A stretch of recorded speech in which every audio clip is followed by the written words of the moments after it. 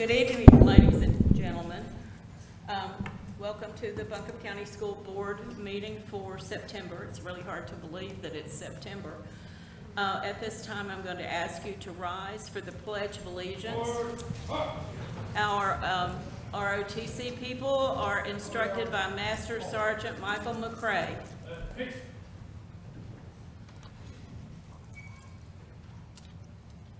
I pledge allegiance to the flag of the United States of America and to the republic for which it stands, one nation, under God, indivisible, with liberty and justice for all.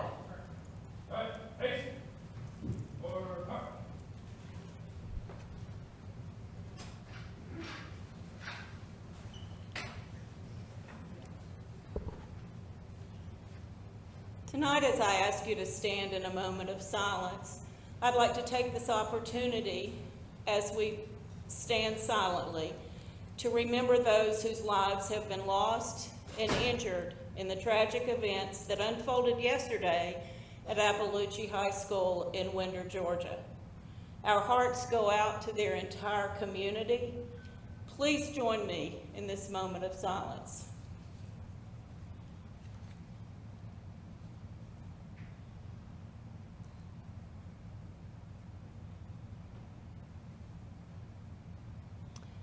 Thank you. You may be seated.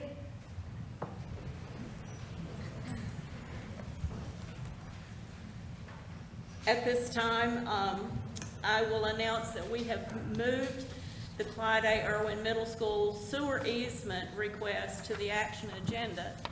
That being said, I would entertain a motion to approve that agenda. So moved. Thank you. Could I get a second? Second. All those in favor? Aye. Any opposed? Tonight, we're very pleased to have a special recognition, and I will ask Dr. Jackson to handle that for us, please. Thank you. Good evening, and Madam Chair, thank you for the opportunity. I'm absolutely delighted to introduce a special guest, someone I've known for quite a while who's incredibly dedicated to education. That's our Deputy State Superintendent, Dr. Michael Marr. Earlier today, he was in Raleigh at the North Carolina State Board of Education meeting, and he drove across the state to make a very special recognition presentation, and so I invite Dr. Marr to the microphone. Welcome, Dr. Marr. Congratulations on learning that I-40 goes two ways. Yes, ma'am. Well, thank you so much, Superintendent Jackson and the entire board, for inviting us to be here tonight. My name is Dr. Michael Marr. I serve as the Deputy State Superintendent at the North Carolina Department of Public Instruction, and I'm honored to be here representing the North Carolina Department of Public Instruction and State Superintendent Catherine Truitt. So we're excited to present Buncombe County Schools with the recognition of being an AIG Promising District. This award was only given to 13 districts across the entire state. This award represents recognition of how this district, with the leadership of Mrs. Stephanie Knox and the entire AIG team and community, and how they are supporting students whose talents are evident while also working to seek out others whose talents may not be at first evident. Currently, across the 13 AIG Promising Districts and 2 AIG Promising Charter Schools in North Carolina, we see many practices for expanding excellence and opportunities for students, teachers, and staff that have been sustained over time. These districts and charter schools have not only responded to the AIG program standards and state board policy, but they've also taken it to the next level and have mastered the connections in between practices, resulting in a synergy of innovation and commitment to building capacity and systems within their districts or school for the betterment of students so that they can thrive. What Buncombe County Schools has done over the last 8 to 10 years has brought together mindsets, policies, and practices to support gifted learners, and not just 1 or 2 practices. But what Buncombe County has done is truly remarkable in bringing together all of these practices in a more systematic fashion. And we're proud and honored that all of you and the community have invested in and supported this AIG program. Here with me today is Stephanie Cyrus, one of our state consultants in the Office of Advanced Learning and Gifted Education at the department. And Stephanie is going to share some more specific practices that we'd like to highlight and continue to see replicated across our state. Thank you. Thank you so much, Dr. Moore, and thank you so much for allowing us to be here and share with you. I am Stephanie Cyrus, and it is truly an honor, and I'm so excited to be here. I spent several years in the Western region myself, so I had an up-close and personal view of what was happening in the AIG department here in Buncombe County Schools. And I'm so thrilled at how they have continued to grow and have continued to just lead our state. We just want to talk about a few things, if I have just a moment. First, I want to talk about leadership and dedication. Before we even formalized our statewide Equity and Excellence Initiative, we began by gathering input and feedback from districts across the state, and then we began searching for examples. Where were these kinds of practices happening that we could scale up across the state to really make a difference for gifted learners? And in March of 2018, we invited 4 districts to come and share with the State Board of Education, and Buncombe County Schools was one of those 4. So you've been leading for quite some time, even, like I said, before we formalized our initiative. At that time, we recognized Buncombe County Schools for their work around professional development and how they were reaching across various departments within the district to involve others in this total school community process, bringing others on board to share with what they were doing for gifted learners. They were using research-based resources and book studies with their specialists and other staff. And beyond their efforts, even with equity and excellence, they were really working to support all of those classroom teachers who had clusters of gifted children in their classrooms. So they were working on all aspects of that work and in their credential course. And that credential course has become such a model that we have expanded that across our region. And Stephanie Knox, who I know you all are just so proud of the work that she's doing, led that effort. We've been talking about this for years, and finally it has come together thanks to Stephanie's leadership. And she's teaching that course for other teachers across the region. So we were grateful to see what you're doing with professional development, what you're still doing with professional development. In addition, dedication to supporting gifted learners. Never resting on your laurels. It doesn't matter how many great accolades you get, we're still pushing forward, trying to find ways to continue to improve, continue to find those underrepresented students.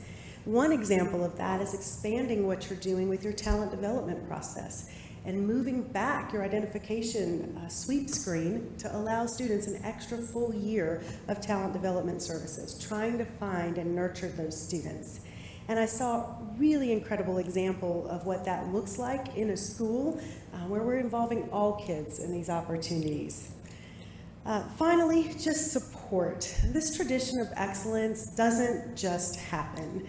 Right? You do have a tradition of excellence. You have been leading the way in professional development. You've got folks teaching across the region and in the state with our NCAGT conference. You've got folks who were highlighted as presenters this year. You've got teachers who were Teachers of the Year finalists for the NCAGT. So you've got all these things happening, but it doesn't just happen on its own. It takes a lot of intentional support.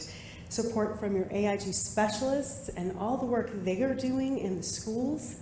And I see some of them right now, and I thank you so much for the torch you're carrying and the work that you're doing. It really brings a lot of joy to my heart. It takes leadership from your AIG team and Stephanie. And I just have to brag on her for a minute. She's done such great work for so long, but she really answered the call for me this year. I said, we need someone in the region to step up as a regional leader, and she was willing to do that and kind of help shepherd some of those newer coordinators along, and we appreciate her efforts. It takes district personnel, and I keep seeing and meeting district personnel who are all there, sharing in the effort, willing to work side by side, roll up their sleeves. But it also takes you, the Board of Education, really supporting the AIG plan, asking great questions, pushing for the team to go even stronger. We just can't thank you enough for all of your leadership, your dedication, your support. And we really believe that as others see and learn from your example, we can build capacity for continuous program improvement and meet the needs of gifted and advanced learners all across our state. Again, we thank you for your time this evening. I know you've got a lot on your agenda, but thank you for allowing us to come. We commend your efforts. We thank you for your efforts. And we are here to support you and encourage you along the way as you are continuing to strengthen your program and strive for expanding excellence. Whatever we can do, we're here. So I want to, with all of that, turn it back over to Dr. Marr and I'm going to ask Stephanie to come up to present the plaque. So, the North Carolina Department of Public Instruction Office of Advanced Learning and Gifted Education recognizes Buncombe County Schools as an AIG Promising District for leading the way in North Carolina by incorporating intentional efforts to expand opportunities and foster excellence in gifted education. Thank you for your outstanding service and expertise in supporting advanced learning and gifted education in your district.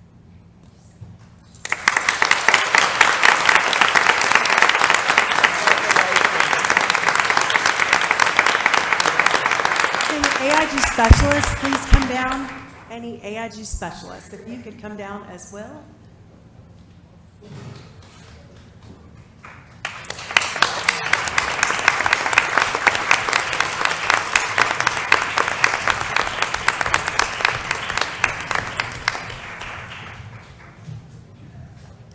Woo-hoo, Stephanie Knox.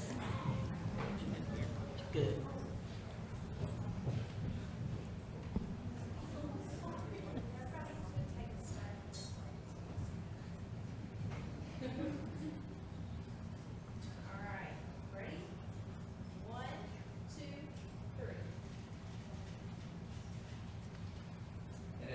Y'all can follow again outside. We got some pretty pictures of memory in the background.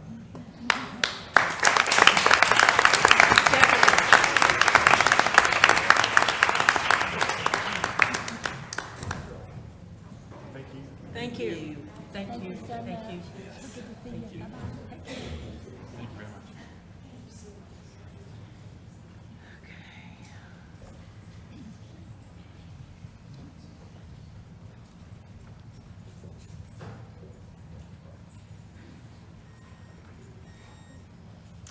At this time, I'll recognize Dr. Jackson for his superintendent comments.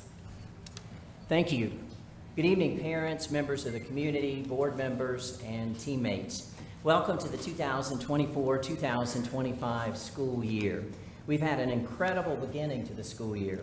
It's no exaggeration when I share with you that this has been the strongest start to a school year that I've experienced in my career. Throughout the school system and in every school, I've experienced incredible smiles and joy throughout. Our senior leadership team members have visited each of our 45 schools daily for the first 6 days of school. I've heard from principals and teachers how much they appreciate seeing our leaders in the schools. Being present in our schools is a key to understanding at a deeper level how we may best serve and support the students, teachers, staff, administrators in the school community. I very much appreciate Deputy State Superintendent Dr. Michael Marr for driving across the state to honor our school system tonight as an academically, intellectually gifted AIG Promising District. This award is an indicator of the incredibly positive momentum in all areas of our work. I'm very proud of our efforts across our 45 schools to support and challenge our AIG students. The award letter that we received stated, quote, "Your district exemplifies an unwavering commitment to students and staff as well as innovation." The letter goes on to state, quote, "Buncombe County Schools is leading the way in our state and showcasing the profound impact that dedication to academic excellence can have on student success."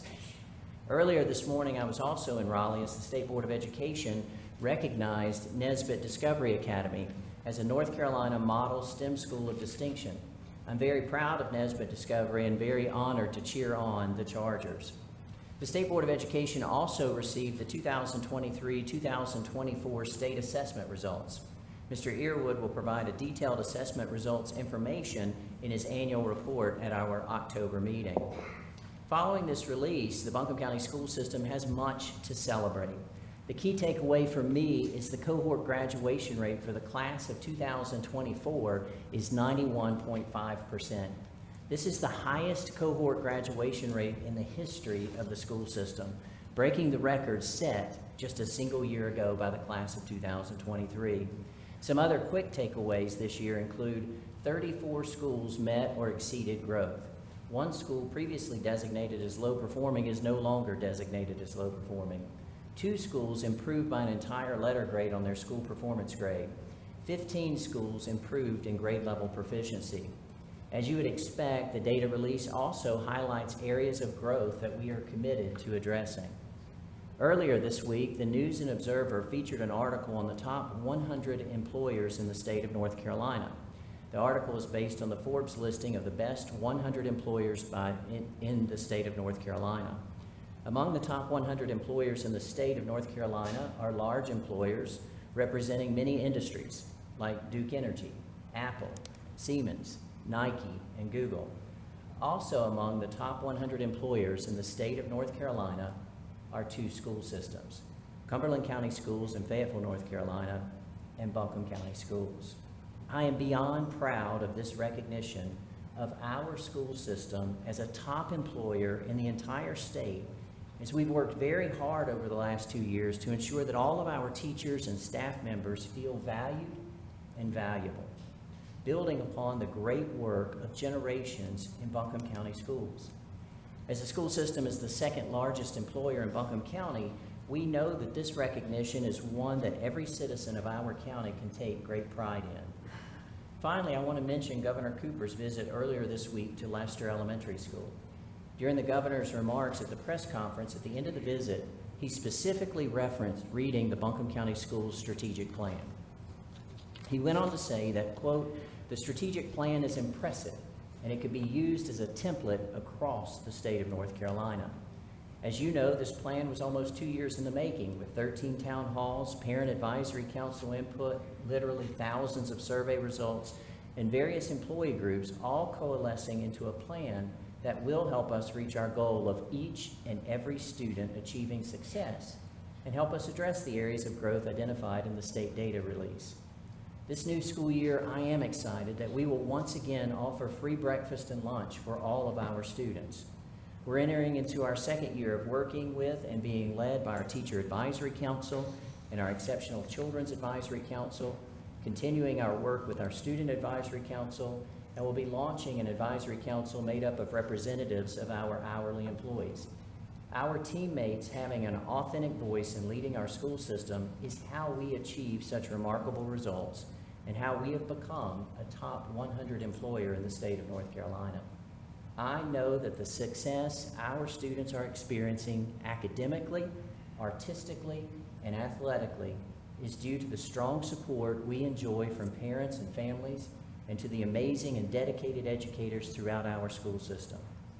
To our team and to our board members, thank you for all that you do for the students, families, teachers, and staff of Buncombe County Schools. And again, welcome to an incredible new school year. Madam Chair, this concludes my comments. Thank you. Thank you. At this time, I'll recognize Mr. Ulmer for our good news. Thank you, Madam Chair, board members, Dr. Jackson, and BCS teammates and families. We have some more good news tonight, celebrating the achievements of BCS students from over the summer, representing the state of North Carolina all across the country. 2 JROTC cadets from Anka High School earned their private pilot licenses this summer. If Michaela Cox and Dylan Pyatt will please join us up front, along with Master Sergeant Draper, Major Den Bower, the JROTC instructors, Ms. Lewis, Dr. Jackson, Principal Katie Harris.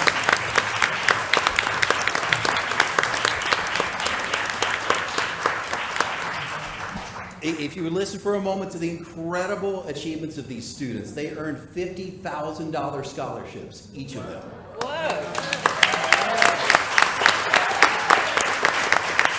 Michaela attended the 8-week flight course at Walla Walla Flight University in Washington. Dylan attended Spartan College of Aeronautics and Technology in Tulsa, Oklahoma. And in addition to all of that, they each earned 12 college credits for completing the course. Congratulations.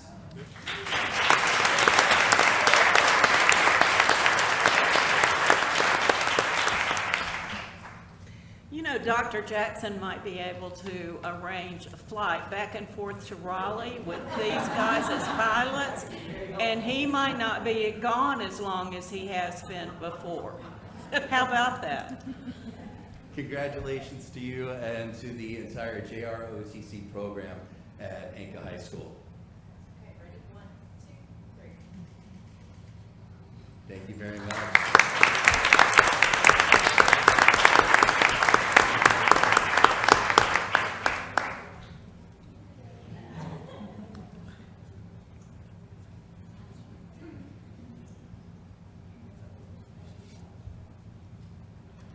We are also celebrating tonight students in Family, Career, and Community Leaders of America. I'll ask Ms. Michelle Smith, our CTE director, to come help handle some hardware down here. FCCLA had its national convention in Seattle. Now, because of the outstanding performance at the state level, Buncombe County Schools had a middle school student who earned a spot to compete on the national stage.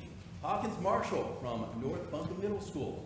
If you could join us, please, with your teacher, Ms. Peak, Principal Honeycutt, and Madam Chair, along with Dr. Jackson. Let me tell you about this young man's incredible service project that he presented in Seattle. He planned a school open house with food and fun to help connect school and community. The theme, Black Hawk Strong, Better Together. Incredible program. Congratulations to Hawkins Marshall, Ms. Peak, and the North Buncombe Middle School FCCLA program.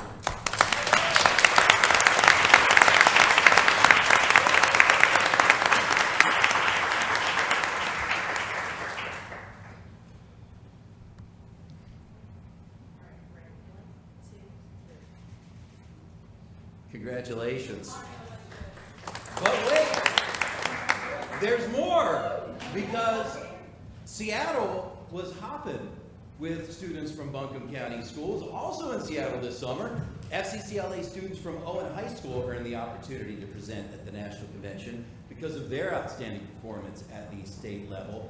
Emily Clive and Cohen Clark are here representing their team, along with teacher Brittany Whitworth, Principal Dawn Rookie, Career Development Coordinator Weston McKinney, and Ms. Buchanan, if you would join us as well to celebrate these students. Y'all come on up front and center. The Owen students competed in professional presentations. They shared 2 chapter service projects to a national audience at the FCCLA convention in Seattle. We are so proud of all our Buncombe County students representing Buncombe County Schools and the state of North Carolina on the national stage. Congratulations to Owen High School's FCCLA.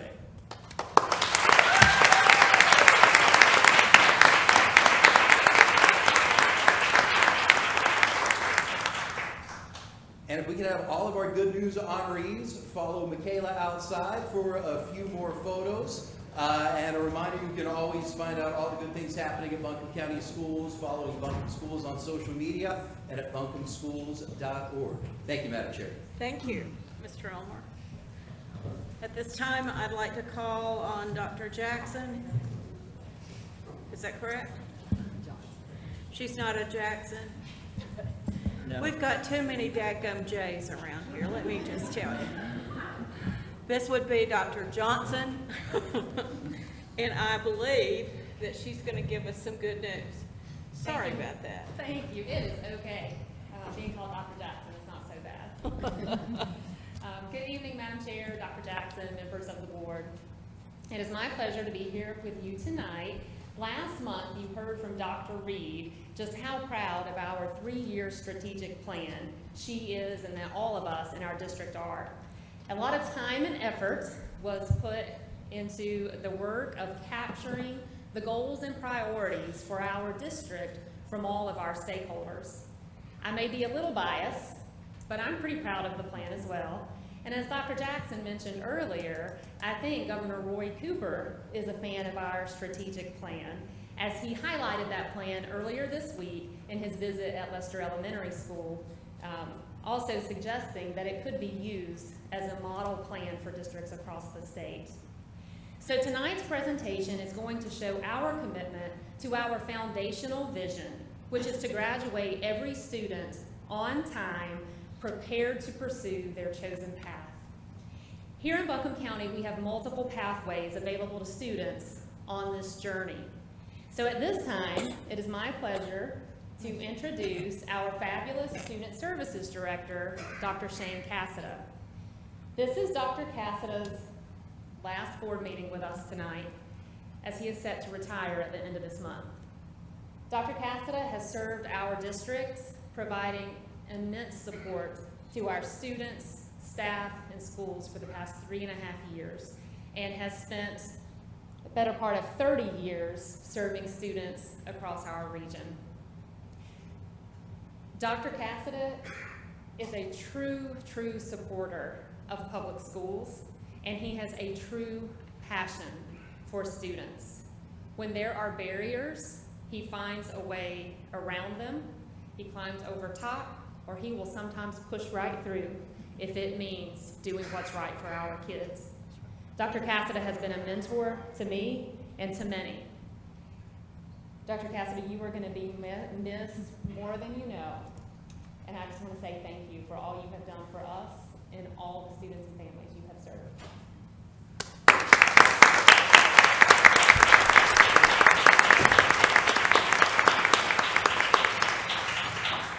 It's an honor. Thank you, Dr. Johnson. I appreciate getting the privilege to work under your supervision. Dr. Jackson's, Madam Chair, and the board, thank you so much. I do believe Buncombe County Schools is the greatest school system. Not just North Carolina, it's the greatest school system, period, in the story. And I appreciate all the opportunity to be here. So tonight I'd like to talk to you about some good things that we are doing inside our department, the Student Services Department. We are very proud to be a part of the initiatives that are part of that district-wide plan that you have spoken of. And one of those is, as we have just heard, that we find new ways, new paths to meet the needs of our students to get them to those places of graduating on time and graduating with a significant path forward for their life. What you see there in the picture is the overhead satellite view of Mount Everest and the 18 different paths that you can take to make your way up to the top of the world. 33,000 feet of rope will be needed on the shortest of those 18, and only 57% of the climbers will be successful. If you climb from the south side, you have to be at least 16 years old. If you climb from the north side, you have to be 18, and you cannot be older than 60. Madam Chair, I'm sorry, you're not going to the top of the world. You know, boys and girls, you have no worry about that. I highlight this as an effort to show you this is exactly what we are trying to approach in Buncombe County Schools when we look at the challenge of getting a student through to a high school diploma. But not just getting them a high school diploma, we want to give them a pathway forward. It's not just about taking 92% of our kids and being excited that they received that diploma going across the stage. It's where are we sending them to next? And we've had to do a lot of changing over the last 25 years to meet that challenge. And so tonight, I'd like to talk to you about a few of those things. Now, we have an absolutely phenomenal elementary, intermediate, and middle school system that undergirds so much of this. The core of what all of our kids are able to get on a daily basis to be prepared before they head into those high school years is absolutely amazing. And so many of our students are prepared to do that. But as you and I well know, today's students do not face the same things that you and I did when we were going through this path years ago. Right now, 45% of our jobs will require a college diploma. 10 years ago, that was almost 60%. That means we have to change as a school system. We have to maneuver and figure out how we're going to meet that need of a workforce that now says we need an employee, but we need them sooner with a very specific set of skills. And what do we do with our students that are facing mental health challenges? 1 out of every 5 students has a diagnosed mental health need, but over 50% of our kids have undiagnosed mental health disorders. Now, how are we going to meet those needs knowing those are the facts that we are facing? 1 out of every 4 kids has had a traumatic event affect their life between the ages of 5 and 18. 1 out of 4, that's 25%. So our school system has had to figure out new ways to meet those needs, and we're really happy to tell you that we've done that. What you're going to see now are the highlights of the programs that our department gets to be a part of. We partner with a tremendous curriculum department that lets us work day by day, side by side with them. The first of these approaches those mental health needs. It's our day treatment programs. We currently have 2 programs that we partner with a caring alternative. And we do that at the OASIS program, which serves the K-5 students at Woodfin Elementary, and the 6-8 students at New Beginnings, which is at the community high school campus. They are able to receive transportation, food, meals, along with all of our educational pieces, while at the same time receiving free mental health care at a high level that is not interrupting their school days, but in fact, we work around that to meet their needs and then transfer them back into the school system, having skills that let them move on. So we're really proud of both of those programs. This last year, Dr. Johnson led an effort to start a brand new alternative program called the Eagle Academy, which is for our middle school students. Currently, before 23-24, we did not have a program to meet our middle school needs, but we were seeing the data was shifting in that way that we needed to alter. And so we answered the call. And so last year, almost 30 students were able to get Tier 3 interventions. We're not being sent home with out-of-school suspensions. We're receiving high-level mental health and behavioral health skills building, and they were able to go back and return successfully back into our school system, heading on towards their path moving forward. We're really proud of that program. It's at community high school, and so we're seeing great things for them this coming year. As you know, the pandemic really made us rethink how we were going to educate our kids. And many of our students had actually moved to a homeschool and were saying that they wanted to pursue school in a different way. Well, our school system answered the call, and the Buncombe County Schools Virtual Academy BCSVA was birthed. And so since that time, it is now, starting as a program, it is now a full-fledged K-12 school that provides some of the highest quality education that you can imagine. We are sending some of those graduates off to some of the finest colleges and universities across the United States. Last year, we were able to enroll over 200 students, and this year we're at 262 enrolled in that program. We're very proud of what they're accomplishing. They actually have asynchronous, synchronous learning, as well as even some face-to-face instruction and extracurricular activities. Gina Toomey, we appreciate all that you're doing there. The early college has been a stalwart over the last 10 years in our school system, as you know, providing a pathway with AB Tech for our students to be able, in a 5-year span, to be able to get a high school and an associate's degree, all in that length of time. And we are so proud of the early college, and it's 273 students. What a great cohort of students they have with that school this year. We're really excited about the pathways. There's new programs that are opening every year, and our students are leaving us with an associate's and a career exciting to get started, and we're really excited about that for them. About 2 years ago, Dr. Lanahan, who was the principal then at BC Early College, partnered with our CTE program and our Student Services Department to begin what we call the Buncombe County Center for Career Innovation. And this is another exciting way on that AB Tech campus where we have currently 42 students who are going to leave high school with a diploma and a job offer. They will leave the stage with a job offer in hand as they walk across. We're really excited about the pathways. Businesses are coming to us wanting to be a part of this program. We're having to turn them away because we want to make sure that we're really ready to do this the right way. And so that's a tremendous way that we are moving forward. Kathy Honey and our community high school program, I couldn't be more proud of and what they are able to accomplish each day. We currently have 131 students who simply said to us, we just need a different way to do high school. We don't need the traditional trappings of a high school. We don't want a large campus. We don't want large classrooms. We simply want small environments that are very community filled, that lets us just simply put our nose to the grindstone and get through to graduation. That program has been so pivotal for us over the last 10 years to really make the strides that we've made. We also house an alternative to suspension program there that lets us save students from being suspended, and our high school principals, which do such an amazing job, and APs, they partner with BCATs on that campus to give them an opportunity to say, rather than go home, we want you to go here, make sure you're staying up on your work, and let us even talk to you about ways to restore some of the things that are getting in your past, some of the behaviors that are getting in the way. We address vaping in that school or that program in a different way.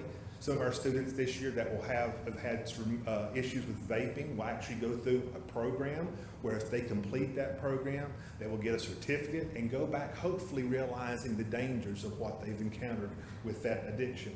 Last year, 218 students were able to save over 1,100 days of OSS. That's an amazing accomplishment for that program. This last couple of programs that I want to highlight really show you why we've made this last push to get to the top and how we've really done some things differently.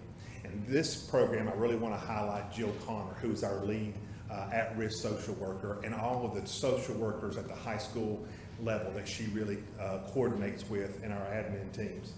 Twilight is a program that we are able to take in the spring of each year where students that have failed a course or had attendance issues were able to come and get credit back for those courses and keep them on graduation cohort. And they do that in either face-to-face or online instruction. And we were able to take 80 students last year and begin to recover credits for them to get them ready for graduation. We also have an expanded summer academy, which many of you were able to see the graduation this last month. We were able to serve 525 students to do the same thing. Get them credits that they were able to recover, that they had missed or failed throughout the year, get them back on the graduation cohort, make up attendance, and it led to 49 of our students being able to graduate this summer on time. 850 credits were made up over that 6-week program. And I can tell you, our teachers in that program and the administrators, what hustle they put in this summer. We do creative things. Sometimes we say, well, we'll just push through and make a way. When there's not a way, we'll make a way. We do what's called a 5th period, where we'll either come and have a teacher agree to meet a student after school and help meet with them to get additional credits that they've lost out on. Or we even come in and do an academic support period, and we partner with them in those periods during the day. Some of our teachers doing that on their own time. And I'm telling you, there is passion for our staff and what they give each day to make sure that we get to the top. And there you see, there's our path.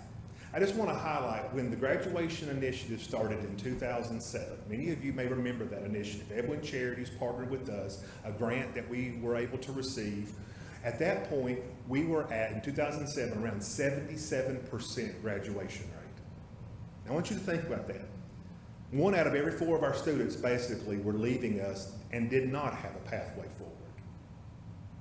At that point, they listed as their goal by year 2020, they hope to be at 90% graduation. That was a laudable goal to think about, but how were they going to get there? Well, let me tell you, every time you see a major jump, Buncombe County Schools rose to the challenge. We found a way. We pushed through. We said, we're not going to do the same thing. We're going to do something different. We were able to do that. You will see in 2020, we got to 90%. And we could have stopped there. We actually lost some of our graduation initiative coaches. Jill is only, at one point there were 4. She is our only one that's left. But we don't stop. We're not going to take no for an answer. We'll be at 92% this next year. You can put my name to it. I believe in our people. I believe in our social workers. I believe in our department. I believe in Shannon Martin. What a great director she's going to be. But I really just ask, support what they do. Give them the things they need. And I promise you good things will happen. Thank you.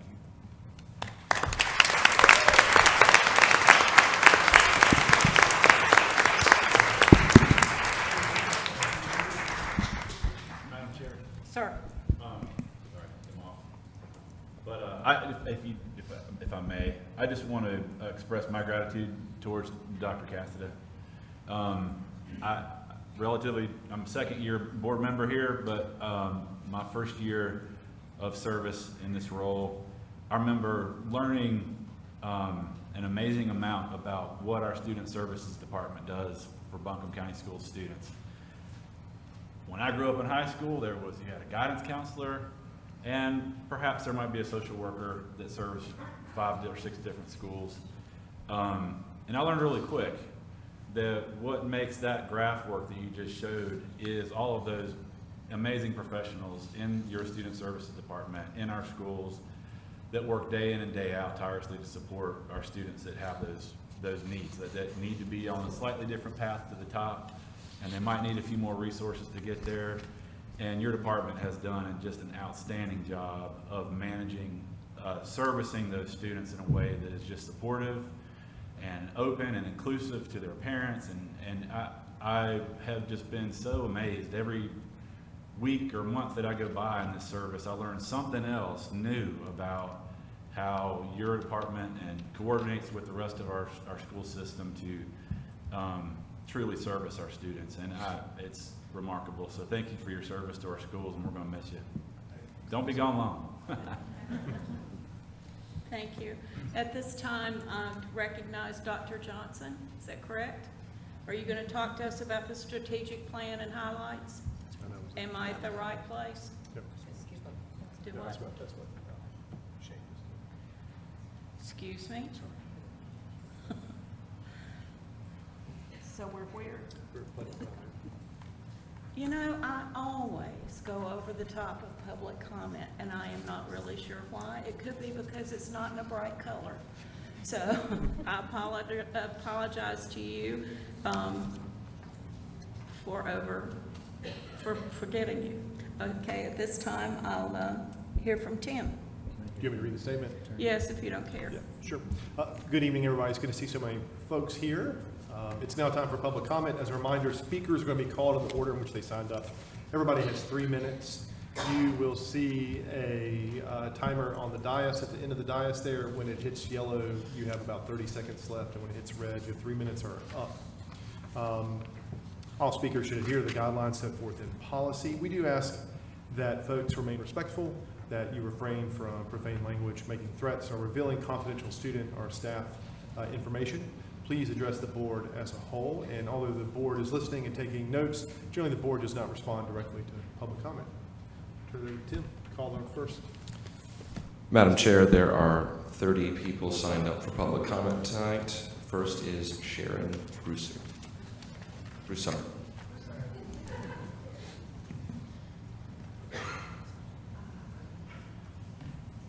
Good evening, wonderful board and teachers and other attendees tonight. My name's Sharon Broussard. I'm in the Reynolds District. I'm a grandmother, and I represent Public School Strong, a group of dedicated public school parents and supporters. We wear these when we can. We appreciate our public school employees and believe that with increased funding and support, our schools can improve and service every child equitably. That they're doing a really good job with what they've got right now. Unfortunately, some are trying to divert attention from real issues, using our kids as scapegoats and undermining public education. We, as public school families, are tired of these distractions. We prioritize more resources, full funding, care for students, access to books, and a focus on inclusion and equity. I joined Public School Strong to advocate for better support and protection for our schools, ensuring all kids can thrive. This November, public education is on the ballot. From local school boards, we have several candidates for school board positions, to the governor's race. In Buncombe County, our Public School Strong team is actively engaging the community to vote for candidates who support fully funded public education. We are doing this through canvassing, tabling events, phone banking, and a march to the polls for families. I urge the school board to make decisions knowing that public school families are organized, active, and growing. We will demonstrate our support at the ballot box when early voting starts on October 17th. We invite all school board members and public school supporters to join us for Get Out the Vote activities as we make our voices heard. To support honest, safe, inclusive, and fully funded public education, please see me or one of us in blue shirts to show your support and get involved. I have a clipboard here that public school supporters can use to sign up to help promote Buncombe County candidates who support fully funded public education. And I have a one-pager explaining Public School Strong for anybody wanting to get involved. Thank you, everybody. Thank you.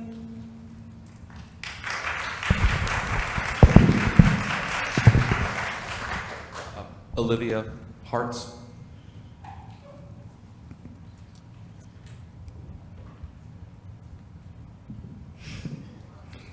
Hi, I'm Olivia Harges. I'm a 5th grader at Inca Intermediate. In the past, I've had better experiences with Sora because Sora is like a library. With Epic, sorry. Than Sora, because Sora is like a library. You can't always get the book you want. Epic is a simple platform that is much easier for elementary school students to navigate. In conclusion, I would like it if you gave students back the ability to go on Epic. Thank you.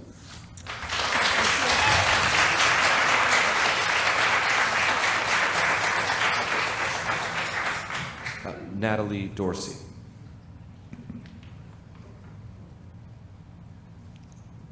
Good evening, I'm Natalie Dorsey. I have a 3rd grader at Hominy Valley Elementary and a 5th grader who just spoke at Inc. Intermediate.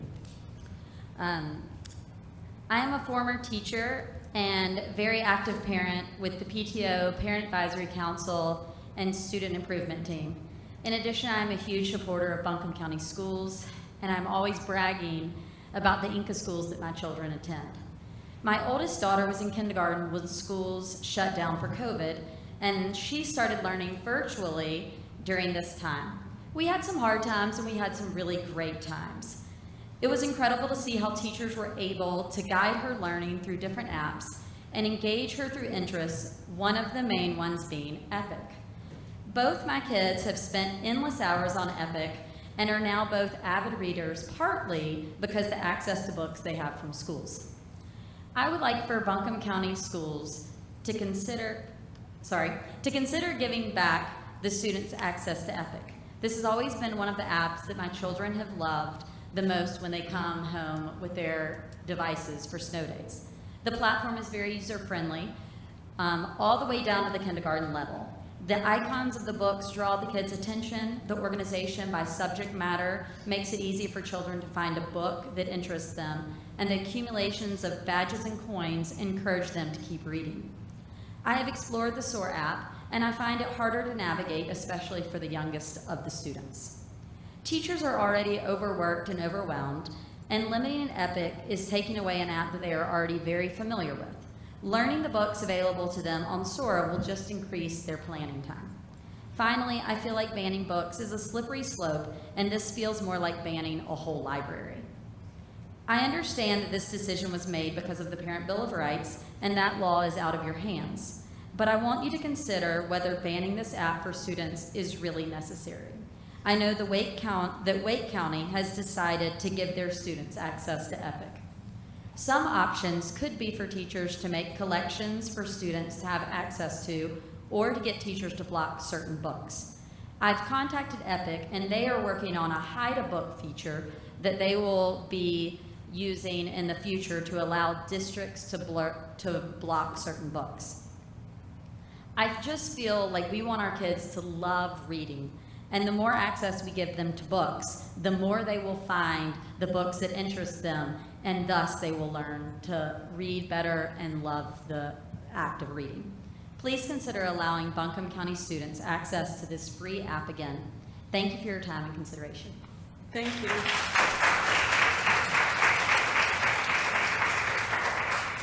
Kim Poteet.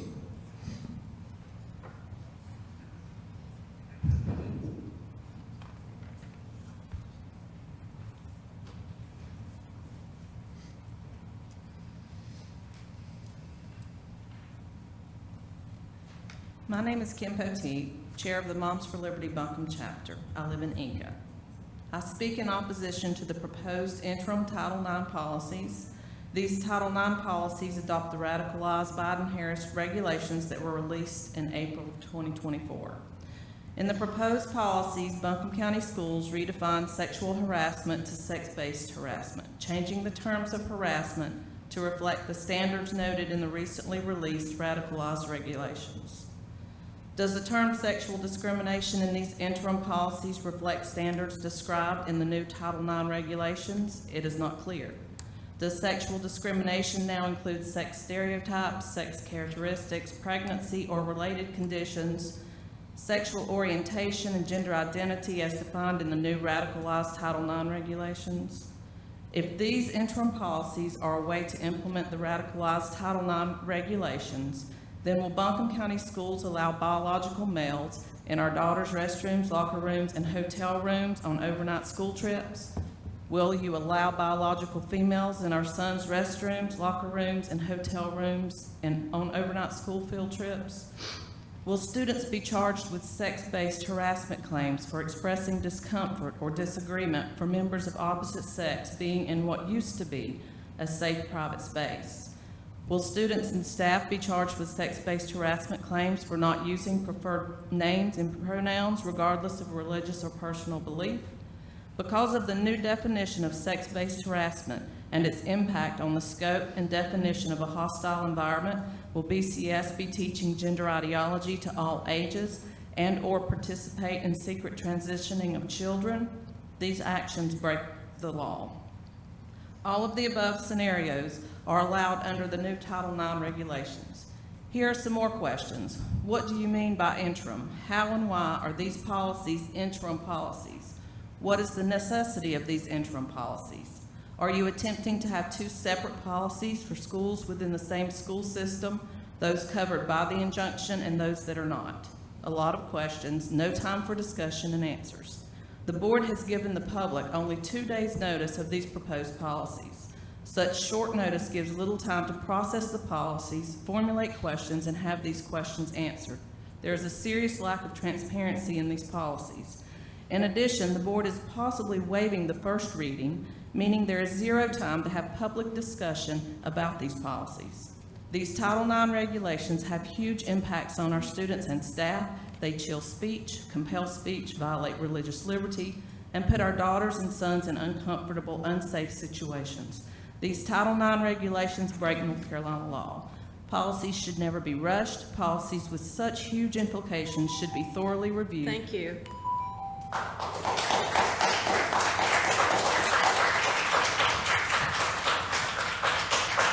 Stacy Metcalf.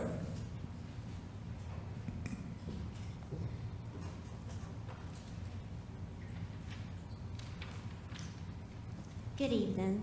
My name is Stacy Metcalf, and I'm a vice chair for Moms for Liberty Buncombe. I live in the Robertson District, and I am speaking in opposition to the proposed Title IX interim policies, which seem to adopt the Title IX regulations released in April. 10 lawsuits have been filed against the Biden-Harris Department of Education regarding these radical Title IX regulations, and one of these lawsuits has a direct impact on Buncombe County schools. This particular lawsuit resulted in an injunction which prohibits enforcement of the new Title IX regulations in all schools with children of current and future members of Moms for Liberty members. Moms for Liberty Buncombe currently has 37 schools covered in protection under this injunction. In all likelihood, Moms for Liberty will have the remaining schools, which are just a spattering of elementary schools, covered in protection. If you enforce the interim policies on students and staff on these schools that are protected by this injunction, the school system will have broken the injunction and will be liable. Parents can, should, and will sue the school system in those instances. And as a school board member, I would like for you to consider, how are you going to justify to parents your support for an interim policy which potentially endangers their children by putting them in unsafe and unhealthy situations with the opposite sex? And how are you going to justify to parents that you supported a policy which compels their child to say and to believe things against that child's individual belief system? And you can't say, well, I don't support it, but I have to vote for it to follow the law. You can't have it both ways. These Title IX regulations themselves break the law. They violate the First Amendment by chilling and compelling speech and also by violating religious liberty. They also violate state law. You also can't say, well, I don't support it, but we'll lose federal funding if we don't put the interim policy into place. Well, that's an absolute falsehood. The federal government threatens, but it has never pulled federal funding from an individual school district in all the years of Title IX. And it's not going to start in a presidential election year. And if the federal government has an issue with Buncombe County, it will address the state, and the state and the federal government will duke it out. Never fear, you will not lose federal money. But I would be more concerned about breaking state law, because it's the North Carolina General Assembly that holds the charter to the school system and holds the majority of the money for our budget. Other North Carolina counties are standing strong to protect their children within their districts. They are waiting to take action until lawsuits are settled in the courts. Thank you.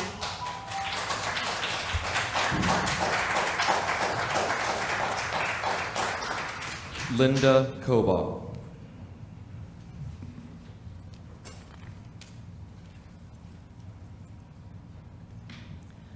I'll begin with prayer. Our Father, who is in heaven and here with us this evening, hallowed and holy is your name. It's your kingdom that we're asking to come. Your kingdom, a kingdom of righteousness, a kingdom of godliness, a kingdom of love for all, every person, every child. Love that is full of wisdom, common sense, righteousness. We ask, Lord, that you, Heavenly Father, that you will bring this kingdom about and that you will stop any and all unrighteousness and that you will bring to repentance any and every board member and those underneath them in service to our children, that you'll bring them to any repentance that is needed, any repentance that is needed, any, individually and as a whole. So we thank you, Lord, for being strong, for being loving, for being kind and patient.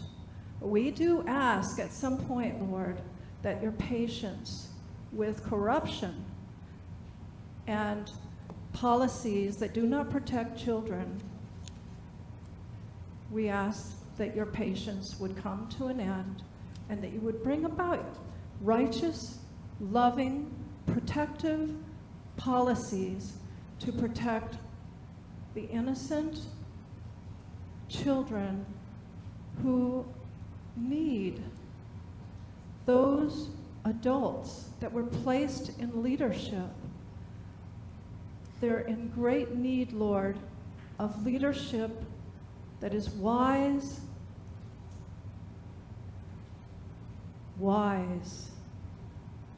that is wise, and that is under your leadership, Lord. So we thank you. We thank you for your goodness, for your kindness, and we ask again, bring your kingdom about, Lord, here in Buncombe County. Thank you.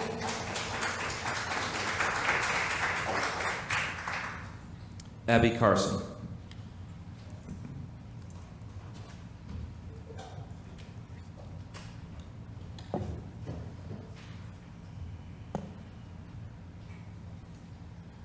Good evening, Dr. Jackson, Madam Chair, and school board members. My name is Abby Carson, and I live in the Irwin District.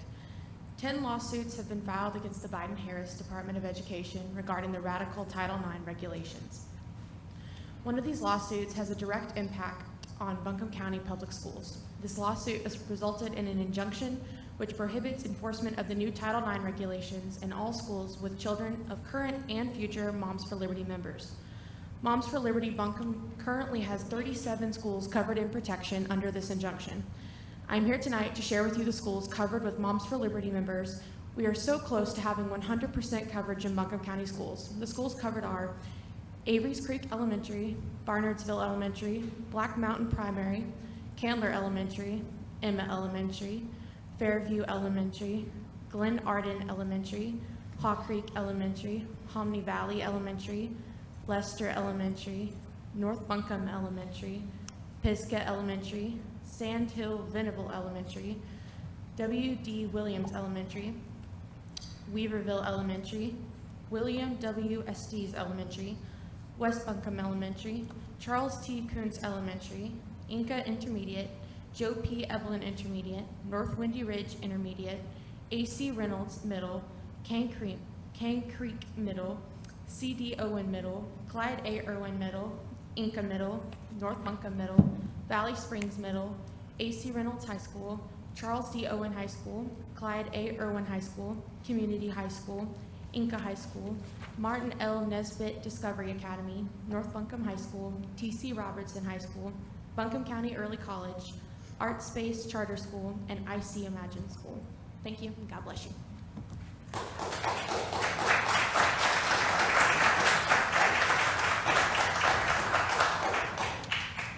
Kay Olson.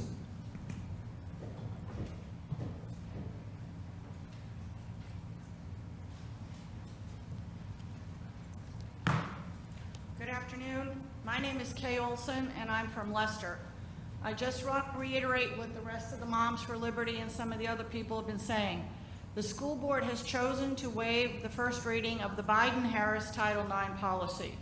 Is this an effort to hide the changes to prevent the public from knowing? The federal district judge Brooms in Kansas issued a ruling in response to the lawsuit that prohibits the Biden-Harris Title IX in schools with members of Young America Foundation, Female Athletes United, and Moms for Liberty. If you enforce the new Biden-Harris Title IX policies on students and staff protected by this injunction, the school system could be and will be liable. On another note, while Dr. Jackson was in Raleigh today going through the school results, I too was online watching the presentation. I have it, it's 119 pages. So I guess Dr. Jackson and I have a little different opinion of the study. On September 4th, 2024, the new grades came out. Don't be surprised if the superintendent says they are continuing to improve, because he is right. They went from 53.6 to 54.2. Any grade in the 50s when I was growing up was a failure. In Buncombe County and Asheville schools, 42 schools showed grades of C, D, or F. And yes, there are schools in our system that have an F. But here's where the things got even worse. And I don't know when the changes were made, but an A is now anywhere from 85 to 100. A B is 70 to 84. A C is 55 to 69. When I was growing up, that was failure. In my day, an A was in the 90s, a B was in the 80s, a C was in the 70s. I know teachers also that want raises here in this school system. And frankly, they probably should be paid better. I know several teachers personally that have 2 jobs because they cannot make ends meet. I put the blame squarely on the school board. The school board is more concerned with tampons in the boys' room, boys and girls sports, and whether you call yourself a he, she, they, cat, or puppy. We need to get back to basics: reading, writing, math, history, science, and civics. This November, you're correct, we have a vote. My recommendation is think hard. Thank you. Vote.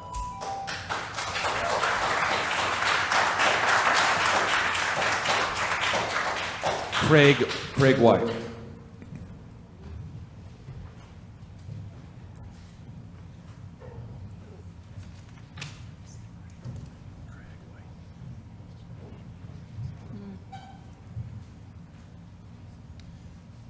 Good evening, board members and Dr. Jackson.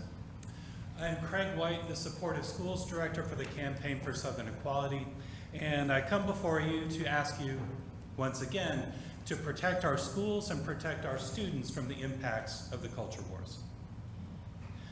Earlier this year, the Heritage Foundation released Project 2025, a conservative blueprint for America's future. Their education platform includes, not surprisingly, not only censoring content around race and LGBTQ identities, but also eliminating the very popular Head Start program and even eliminating the United States Department of Education. This blueprint for the future is already being built today. The Heritage Foundation works on policy and legislation. The Alliance Defending Freedom works in the legal system. We've heard about their lawsuits tonight. With a stable of over 3,000 attorneys in the country, they are well placed to advise and direct school boards and school district attorneys.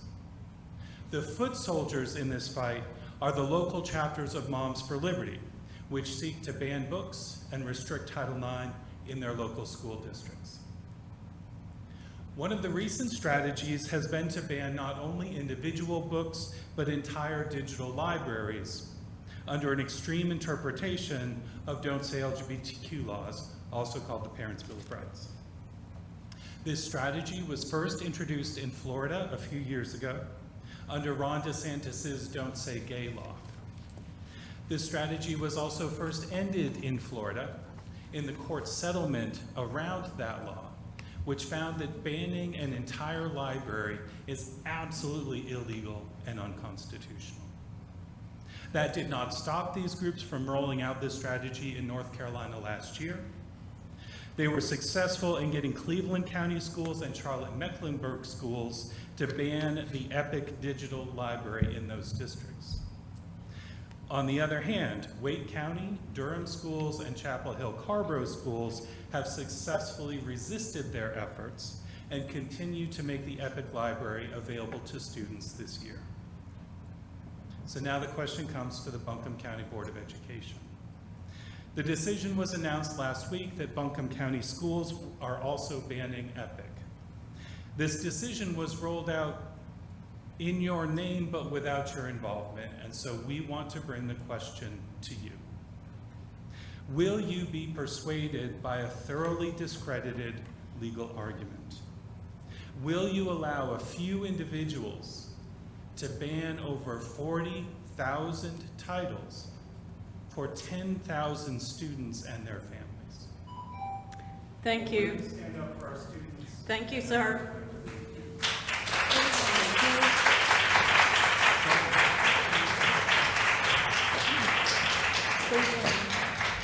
Bill Robinson.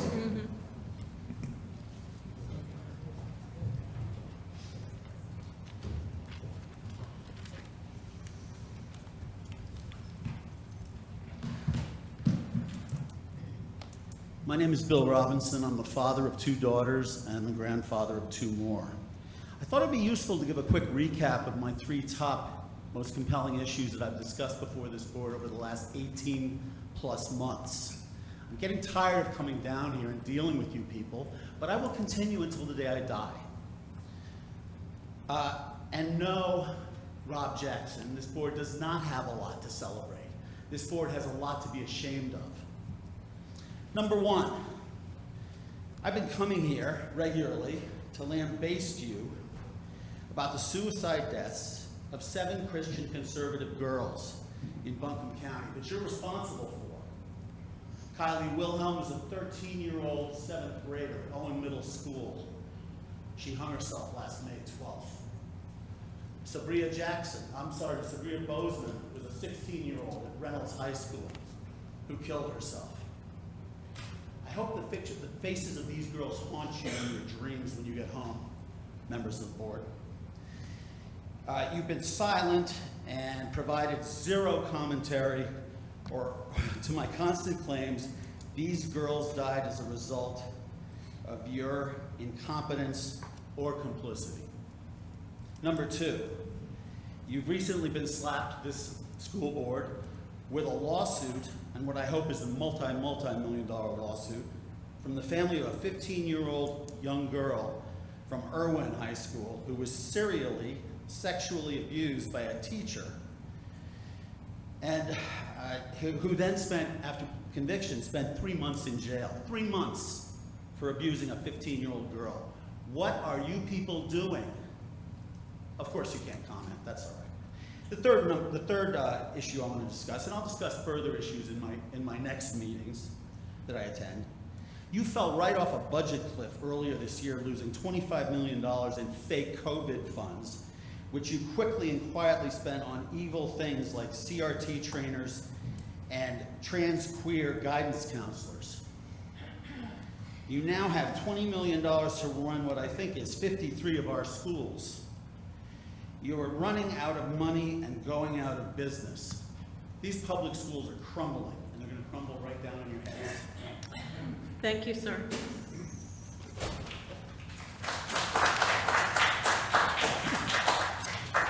Carson Jones.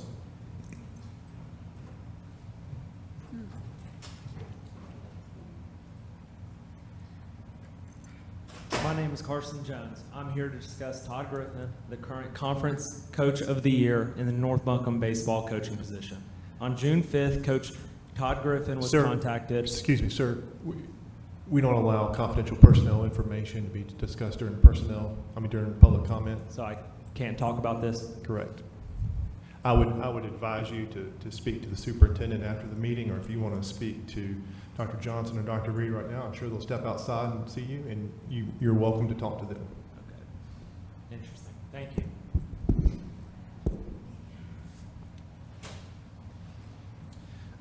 Superintendent Ronald Gates.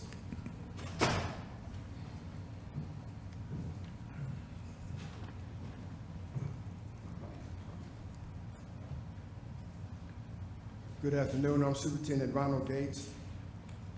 We as conservative Christian parents want you to pause on Title IX until the ruling from higher courts are given.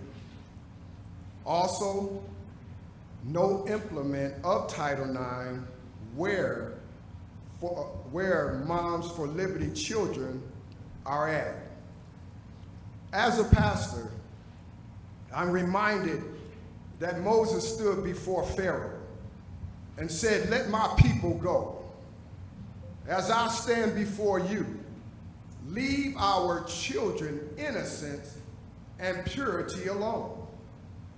As plagues came before Pharaoh because of his hardened heart, so likewise there shall be a continuously decrease in students. There shall also be a consolidation of schools and school closing. There shall also be funding that will begin to continue to be stripped away. Heed ye the warnings of the Lord, for your hands should not touch our children. You should stand up and close the door to this Title IX, teach education, whether it's mathematician or math, whether it's history or social. That is what we desire you to teach. But when you cross the boundaries, these things shall happen, and there shall be other plagues that shall come towards you. I pray that you heed it, and definitely don't go past the 10th plague. I pray that you will stand strong and stand up for what is right. Because if you get past or to the 10th plague, woe unto you. But I tell you this, stand on what is right. Leave our children alone. Their innocence and purity belongs to the parents and the parents alone. They do not belong to you or no social agenda. They belong to the parents. Keep your hands off of them because they belong to the parents. Heed ye the warning of the Lord. Thank you.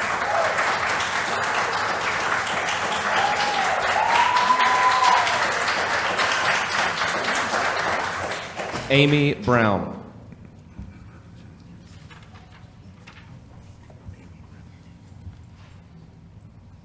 My name is Amy Brown. I am a librarian at Bell Elementary School in East Asheville. I have an amazing job.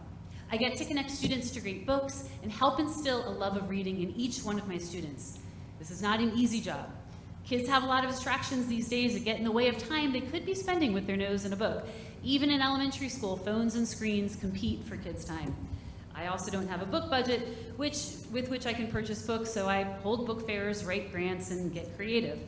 Now, on top of these things, I also have to fight against the growing tide of barriers that have been heaping up over the past year in response to State Bill 49, or Parents' Bill of Rights. My students used to have open access to a partnership with Buncombe County Public Library System. Families had the opportunity to opt out of this program if they didn't want it, but now all of our BCS families only have a small window of time with which to opt in.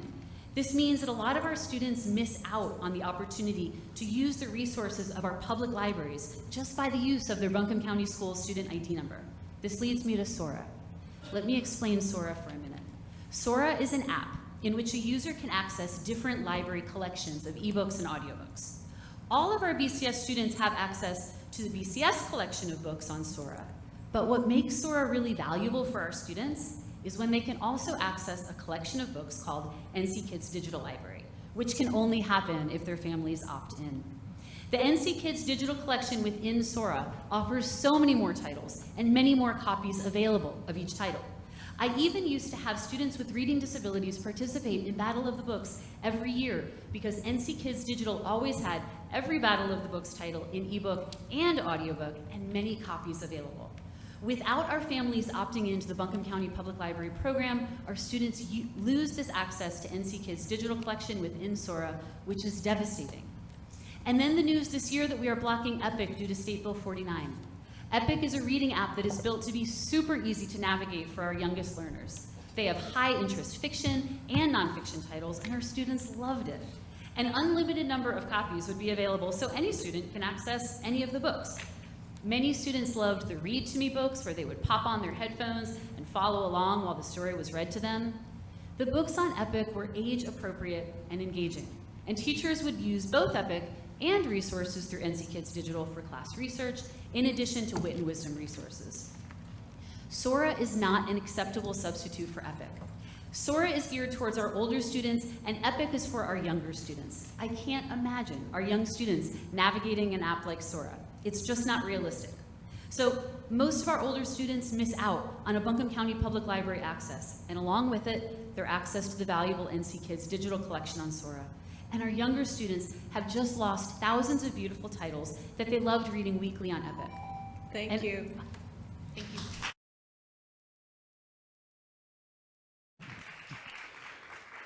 Jim Fulton.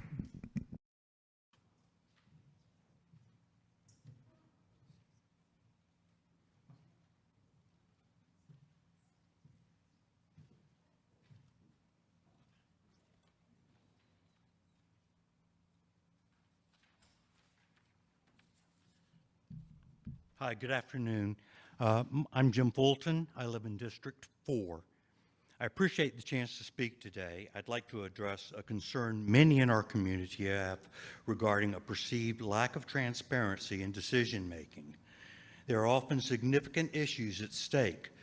Lawsuits against social media companies, school merger proposals, Title IX, ethic books. The public is eager to engage with these issues, as you can see. But the process seems difficult and uncomfortable for some people to follow. The sheer complexity of recent topics, such as the fears over the censorship of reading materials, such as the recent Title IX changes, can be overwhelming. For most of us, trying to absorb all of this information is nearly impossible, let alone in time to provide meaningful feedback. When you have sent out questionnaires or hosted community meetings on some issues, like the social media lawsuit and school merger proposal, yet it's unclear who decides when public input is solicited. It raises the question, why are some topics open to input while others seem to be decided behind closed doors? Take today's meeting, for example. Citizens have mobilized because of decisions you have made regarding the Epic Books digital library vendor and Title IX changes. Many of these decisions were made hastily, without adequate public discussion, and outside of your typical procedures, like holding a first reading before policy changes. When decisions seem predetermined and public debate is minimized, it fosters a sense of distrust. I'm not alone in perceiving a lack of transparency. I believe this board can do better by involving the public more consistently and openly in its decision-making process. Thank you.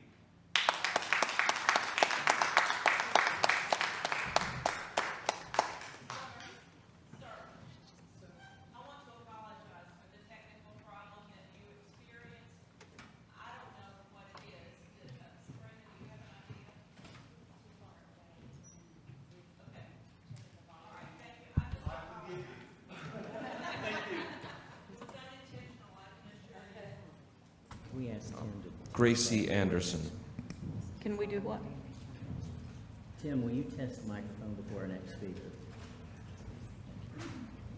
Test, test. Okay, so the deal is you need to stand pretty close to the microphone, as I understand it. Sorry. You're fine. Hello, all board and community members. I'm Gracie, and I'm here offering support through the Campaign for Southern Equality in an effort to ignite curiosity and empower action through the telling a bit of my own personal story. I am non-binary and a lesbian. I've known this to be true for what feels like forever. This identity was a burden I carried for the majority of my life, as I knew no one like me. I didn't feel comfortable presenting as myself through my early education. I was never represented. I read books of the love between a man and a woman, received heteronormative sex education that told me what physical love was meant to look like, and I valued these messages. For the majority of my life, I hated myself for feeling anything other than this. I valued visible femininity and straight love, for that's how my education guided me. As times have recently changed, I grew to understand that being me was an option. I value the visibility and representation LGBTQ+ love has to offer through books. I can now read stories of acceptance, love, and normal lives lived through experiences similar to mine. This is something I envy and I wish I could have had access to in my early education. Kids in the Buncombe County schools deserve this. They deserve access to EPIC. They deserve to feel valued in their unique experiences through representation. Students deserve books that represent the diversity of the student population and ignite curiosity, that they're able to understand themselves without fear or shame. I say this all to ask you to value the lives and experiences of these students by providing them with an equitable education that recognizes the importance of visibility and representation of all lives. Thank you.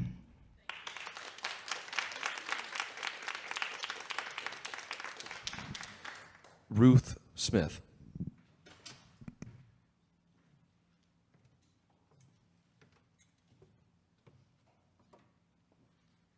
Hello, can you hear me okay? This is working? Okay. My name is Ruth Smith, and I'm a mom. Both my boys graduated North Buncombe High School, thank you. And I'm also an attorney, and part of my practice involves representing students and educators in regards to First Amendment issues. My practice is nonpartisan, and my clients have been across the political spectrum. So with that, I want to talk a little bit about the policy for Title IX that you are considering tonight. The Supreme Court has reiterated multiple times that students and faculty of public schools have First Amendment rights. These rights apply irrespective of acts of Congress, executive orders, state statutes, or even the acts of local school boards.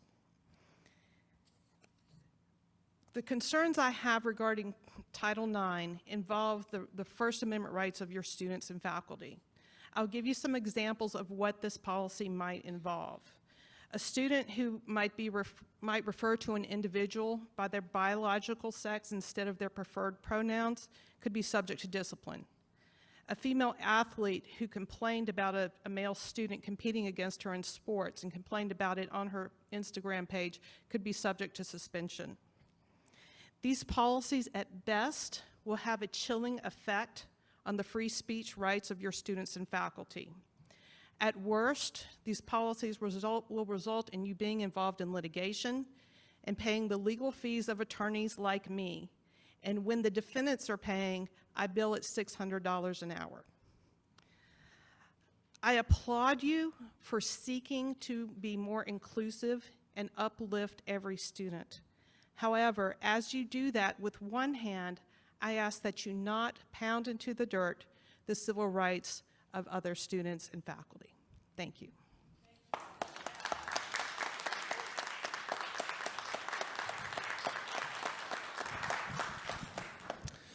Lachlan Lane.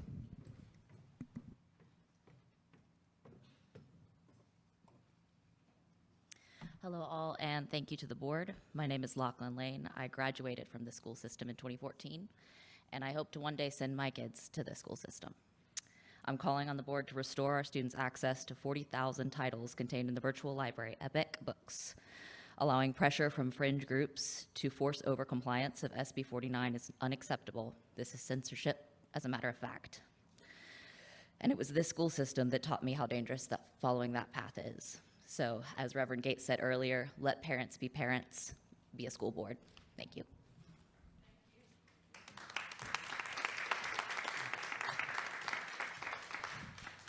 Jeannie Reagan.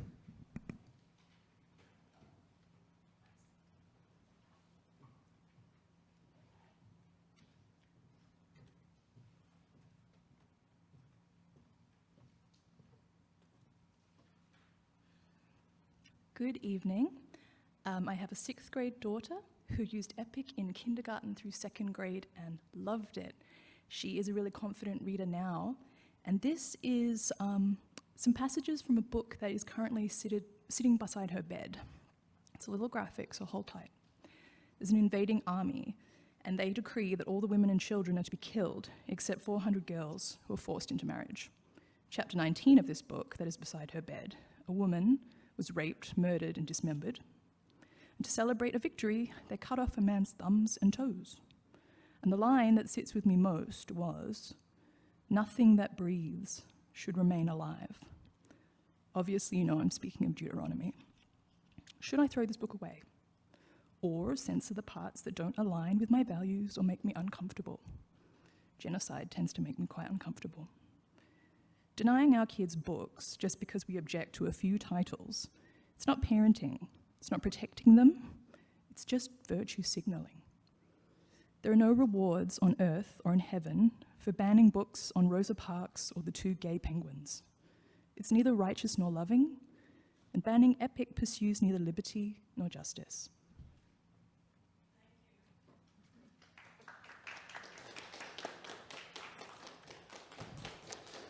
Sarah Robinson. Good evening. My name is Sarah Robinson. I live in the Reynolds District. I'm here as a member of Public School Strong and also as a mother, taxpayer, citizen, and retired English and reading teacher for over 30 years. I went to public schools, taught in public schools, sent my children to public schools, and believe it is the bedrock of our democracy. And I thank you for your service to our public school system. I'm very concerned about the extremism currently in the air, specifically the banning of books. As a retired English teacher who used to teach Ray Bradbury's Fahrenheit 451, I'm still rather shocked at our current reality. How did it come to this? When so many young people don't read at all or read below grade level, when they do, how is taking away any books the smart thing to do? So I'm dismayed at the elimination of Epic.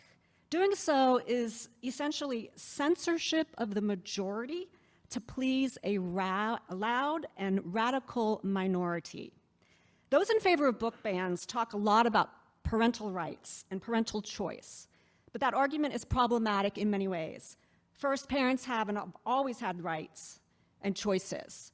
For example, I used to occasionally have students have problems with certain class novels that we would read together. For example, Of Mice and Men by John Steinbeck, usually on religious grounds. And while I may have been disappointed that they wouldn't read, I had to respect their choice and give them an alternative. Likewise, I once had a parent complain about the violent and horrific description of the Holocaust in Elie Wiesel's Night. And I was very sad that some parents want to shield their students from history, but I had to respect that. Today, parents have more choices than ever. Private schools, charter schools, homeschools, virtual schools. So parents have plenty of rights and choices. But if that's not enough, they want to choose for everyone. I don't want any parent dictating what my children or grandchildren can or can't read. I would never try to control what other people's children read. My Sunday school teaching mother would never have dreamed to complain about books on the library shelves. So this is what I see as the fundamental problem. It's about freedom and respect. If parents don't want their kid reading a book, fine. But they should respect that other parents may disagree. Please support the rights of all parents and leave all books on the shelves and restore EPIC. Thank you.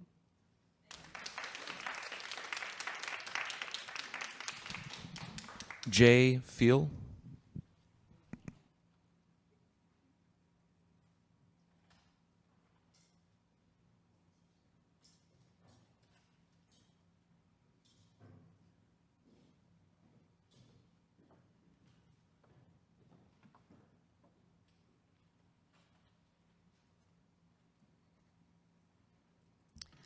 Hello, my name is Jay File, and I'm from Black Mountain. I'm a mother and a grandmother, and I am very concerned with the proposed implication of Title IX on a number of reasons. One is transparency, the rushing of this forward, instead of giving people time to contemplate and look at and let people know about this, to do it in a couple days instead of waiting a month or two, or even waiting till the Supreme Court rules on this. Another thing is that I don't think people realize that this is a global push to control what we know and what we learn in schools and how we treat each other. It's pushed by the WHO. It's these same kind of books we have here are in at least 27 other countries. And a lot of this, the WHO agenda was written by pedophiles. A lot of what's happening in our schools now is grooming to make pedophilia acceptable, to make kids accept that it's okay to let an adult mess around with them sexually. It's not okay. And if kids, at some point when they grow up, if they want to cut off body parts, etc., that's up to them. But as long as they are children, parents have a say in this, and they're really not mature enough yet to understand themselves and what they are doing to themselves. What that does when they try to change a gender is to make Big Pharma rich. It's like $1 million to $1.5 million for kids, for each kid who does this. They will have to be on pharmaceutical drugs for the rest of their lives. A lot of them commit suicide. It's just not okay.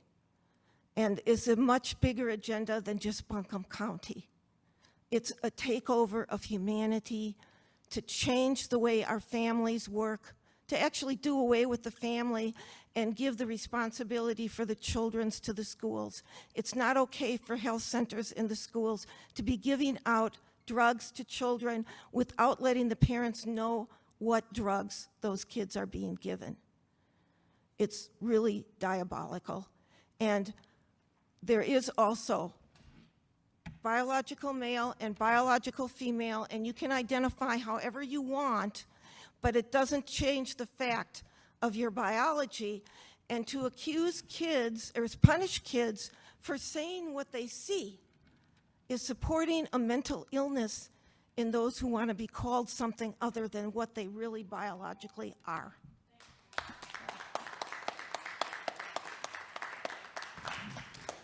Jerry Nugent.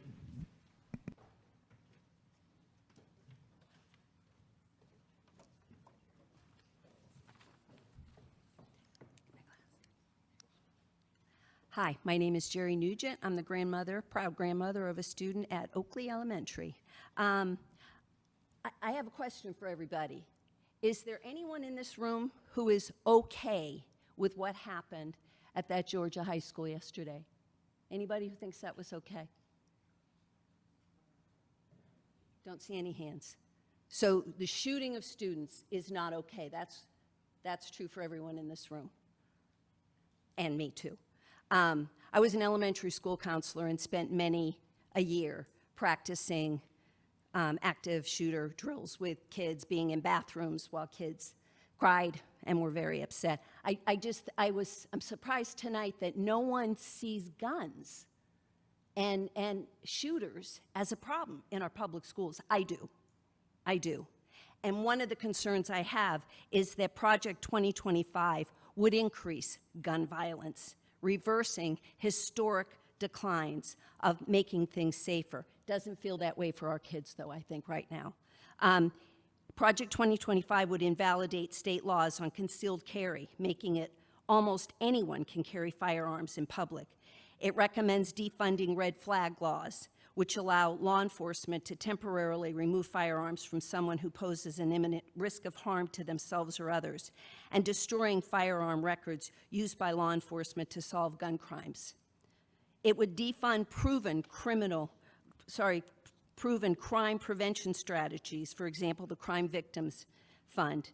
The budget would also call for eliminating the Centers for Disease Control and Prevention, the CDC funding that goes toward gun violence research and ending structural racism. Those are all things that 2025 would do. In addition, they have, 2025 will erode public education, eliminate the Department of Education, significantly restrict the free school lunch program, something that everyone was clapping for a little while ago, that we have that now. It would significantly restrict that. It would eliminate the Head Start program. It would make it harder for kids to get financial aid for college. It would allow colleges to discriminate against students based on their race and sex. It would use public taxpayer money for private religious schools. It would prevent the CDC from advising that school children should be masked or vaccinated, saying such decisions should be left to parents and medical providers. I think Jimi Hendrix put it best: when the power of love overcomes the love of power, the world will know peace then. Thank you. Gary Missel.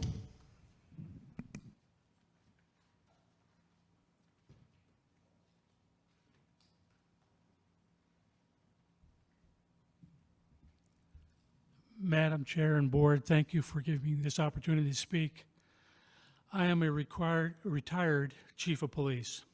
I spent 35 years in law enforcement. A lot of those years were helping make schools safer where I was serving. I think everybody in this room would agree that schools have to be safe. If they're not safe, we have no education. And within the school's population, there are people who are more vulnerable than others. And some of those more vulnerable people are girls.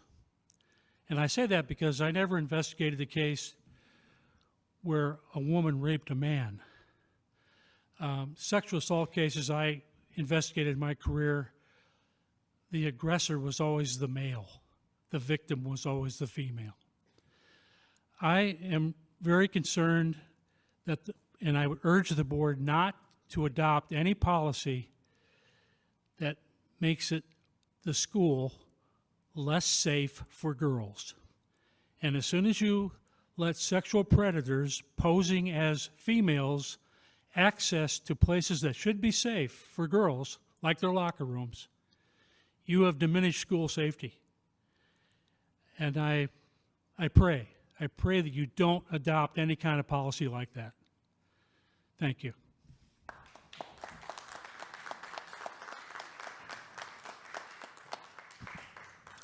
Soren Pedersen.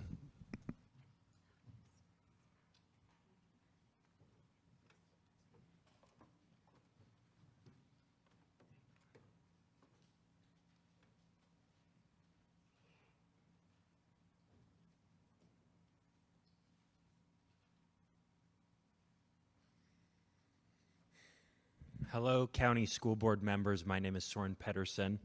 I want to start by saying this. I think everyone in this room, all the comments I have heard have talked about respecting and making sure that all of our students are safe. But part of our students are part of the LGBT community. And part of your job as our school board members is making sure that our schools are welcoming and safe for everyone. And that does not include people who identify traditionally or are part of traditional families. That includes everyone. And by making schools welcoming and safe for everyone, everyone's education is improved. I wanted to start with that, but I wanted to go to something that I've come here before to talk about, and that is the pay of our teachers. Because one of the things that makes our educational community stronger is having reliable teachers who are stable in their jobs, their employment, and their pay. I have been speaking to members of our community about the importance about participating in their community recently. I was out speaking to someone at their home. They were moving.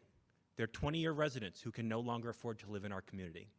And while these people, while these people were not teachers themselves, this is a conversation that happens often with members of our educational community. In fact, in Western North Carolina, the Buncombe County Schools have the second highest LEA teacher turnover rate of any system in the area, second only to Asheville, which is the worst in the state. I have come before to talk about this issue of teacher pay, but I've often come directly when you're discussing adopting the budget. And I wanted to come a little earlier because we have just had the numbers released by the Department of Housing and Urban Development for their numbers for October 2024 to October 2025. So I wanted to bring this to you ahead of time so that you can consider this. The Department of Housing and Urban Development found that the cost of living in Buncombe County increased 5% from last year. That is roughly in line with the increase from $39,000 to $41,000 a year that the state budget did. But as I've said before, that state budget already put us behind. Teachers were making, a beginning teacher in Buncombe County was making 85% of a living wage. This next year, they will still be making 85% of a living wage. And I've heard some concerns from members of the county commission and from members of the county school board about how we get back to teachers making that low bar of a living wage. And so the two concerns I've had is that modification of our local budget will negatively impact our most senior teachers. The second is that it will put ourselves in a position where an increase by the state will make it hard to keep up. I apologize, I rewrote this a little and that makes timing hard. I would ask that you look at the increase in cost of living and you look at how over the next year, ahead of the next budget cycle, you can make sure that our teachers are paid enough to be stable in their employment. Thank you.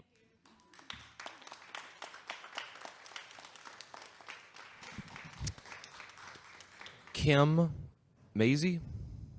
Mace.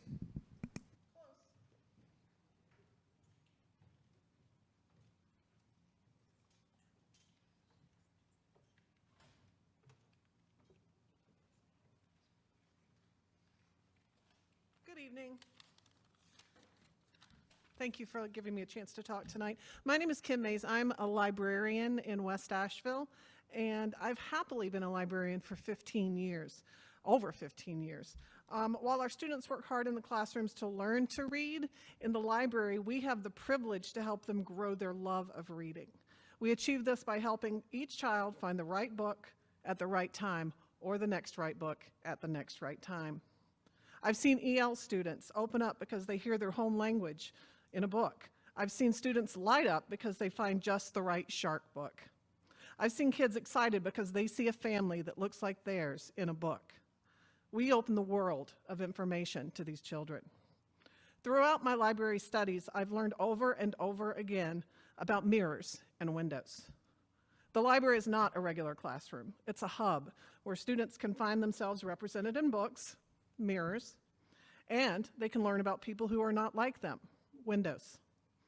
Since the introduction of State Bill 49, the windows are slamming shut and the mirrors are broken. I had to explain to students this year that EPIC would no longer be available to them. If you aren't familiar with EPIC, and you are because a few people have talked about it, it's an online reading library that has books labeled by subject and reading level. Students can click on a word they don't know to learn how to say it and what it means. They can take quizzes to check their comprehension. They can have books read to them. The program was used for group book discussions as it allowed multiple students to have the same title open in front of them. It will be used as a reward for behaviors. Let's stop and think how awesome it is that students want to read as a reward. EPIC is research-based and has been used in multiple school districts for years. Now it's gone, and I don't know how to explain why. The Library Bill of Rights created by the American Library Association asserts that libraries should provide access to, quote, diverse materials representing a wide range of views. Student autonomy in selecting reading materials creates critical thinkers and more engaged learners. Now, I have some more written here, but I'm going to ignore that because I want to tell you something that happened before I left my school. I told one of the EC teachers that I was coming to speak about this tonight, and she said, add this for me.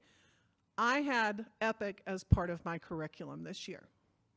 EC students, some of them are not able to read on their own, but they want to, and EPIC allowed them that autonomy to be able to read on their own and select their books. That's all I have for tonight. I hope you'll reconsider allowing our students to access EPIC. Thank you.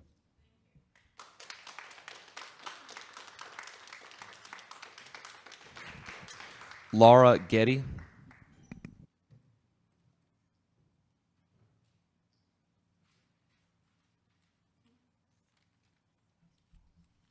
Hello, I'm Laura Geddes of the Owen School District. Thank you for hearing me tonight. I'm a retail investor, and I don't know if any of y'all do your own investing, but when I look at a company to decide whether I think they're a good return, would be a good return on it, I look at several things. One thing is the return on invested capital. Another thing is increasing revenues. Third thing is debt. How much burden of debt does that company have? So using that criteria, I want to bring forth some of your data to judge whether you're a good investment. Do we get a good return on the capital invested here in Buncombe County? We have invested in the 23-24 budget. We had $107.1 million.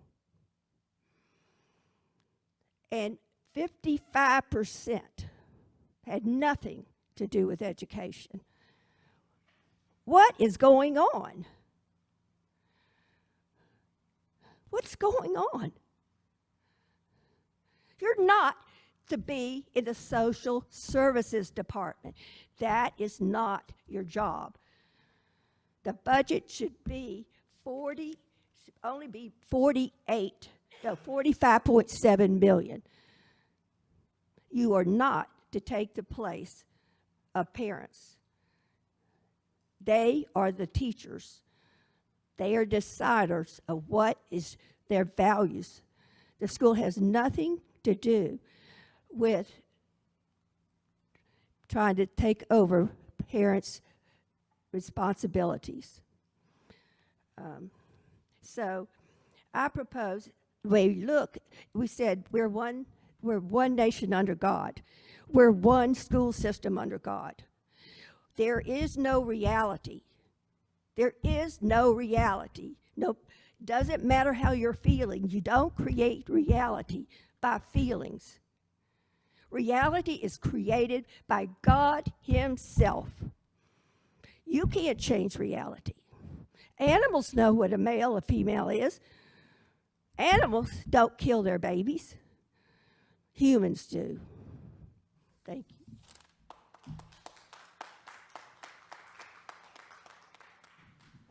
Carolyn Stewart.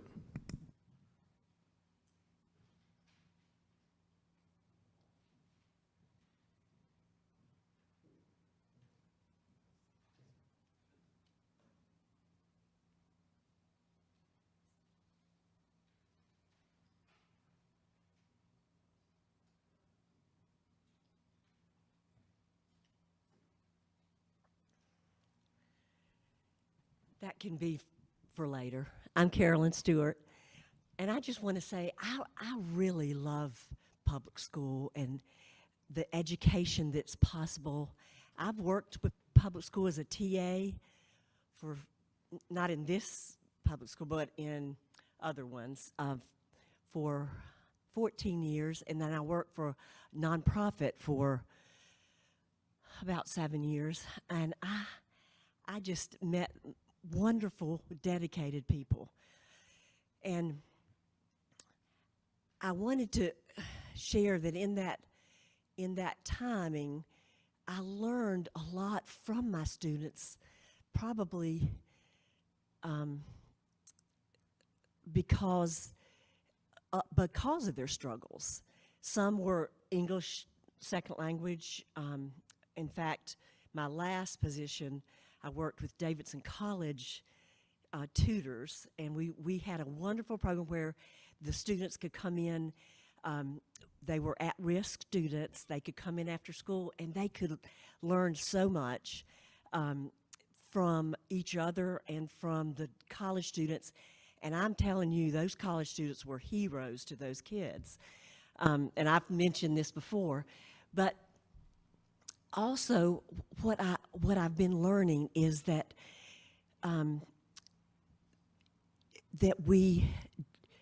part of what I did was an organic garden. We got a grant to do that, and those of you that garden know that what you plant, you reap.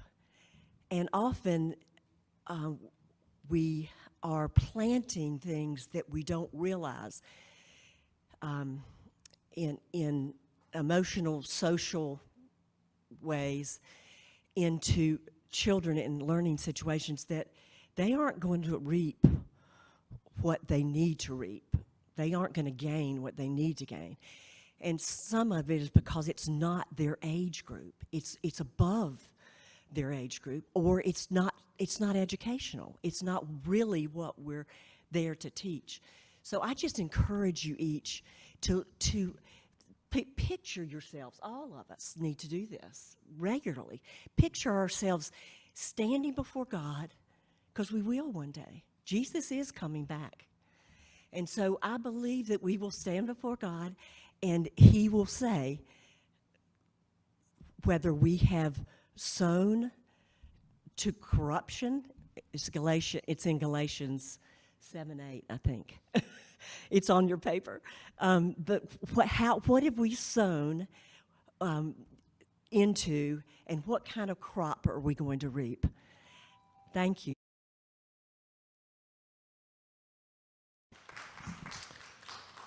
Liz Williams.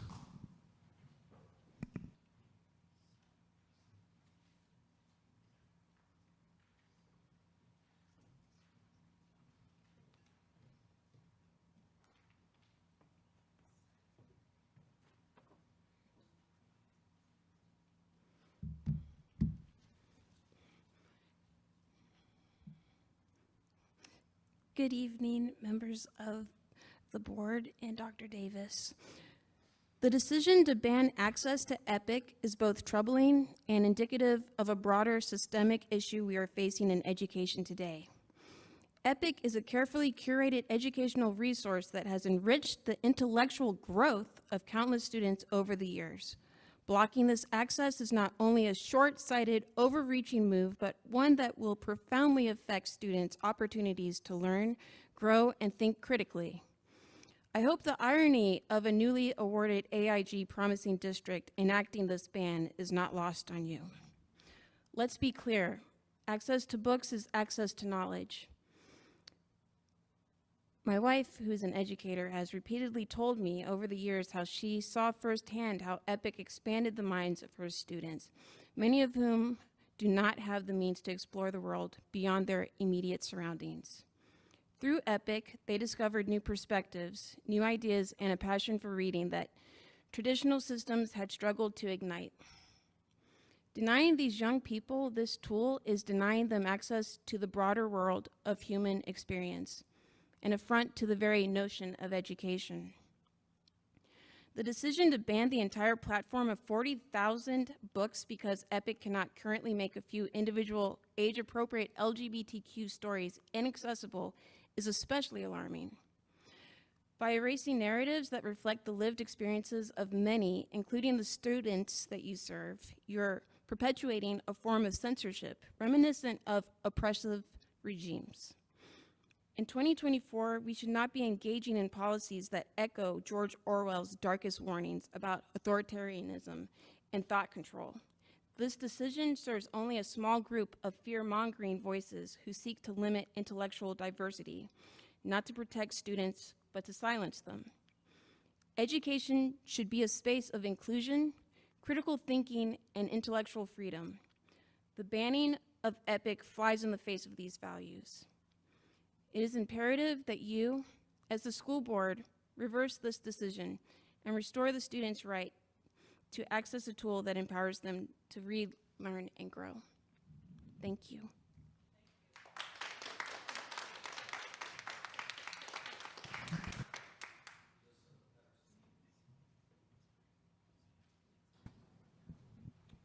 Lissa Pedersen.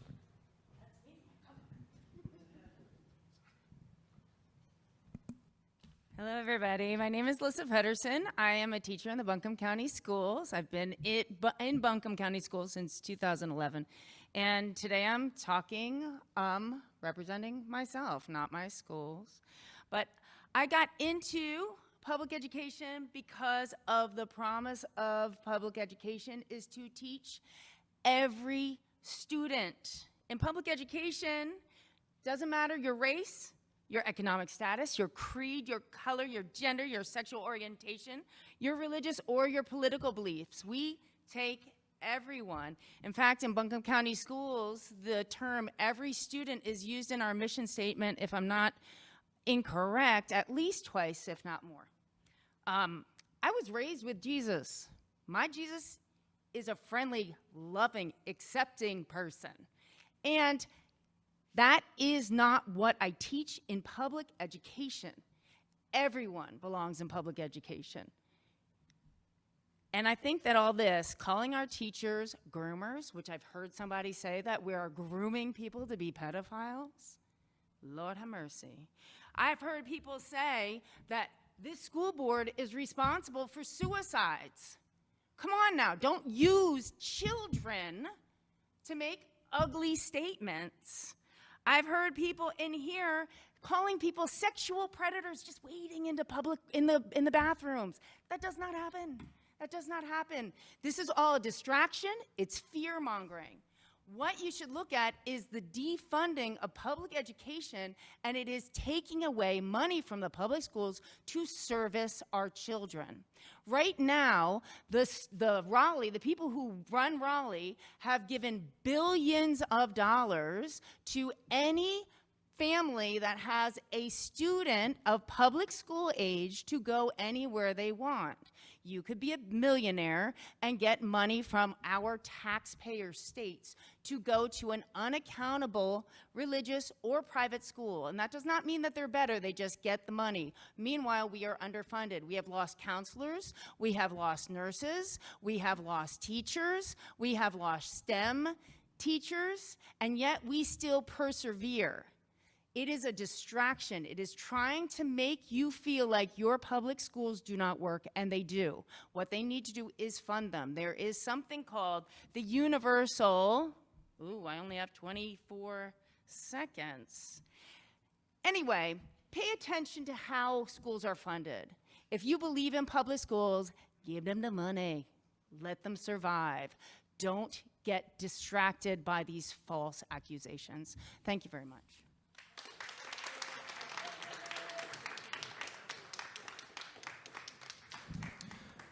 The Reverend Sarah Wilcox.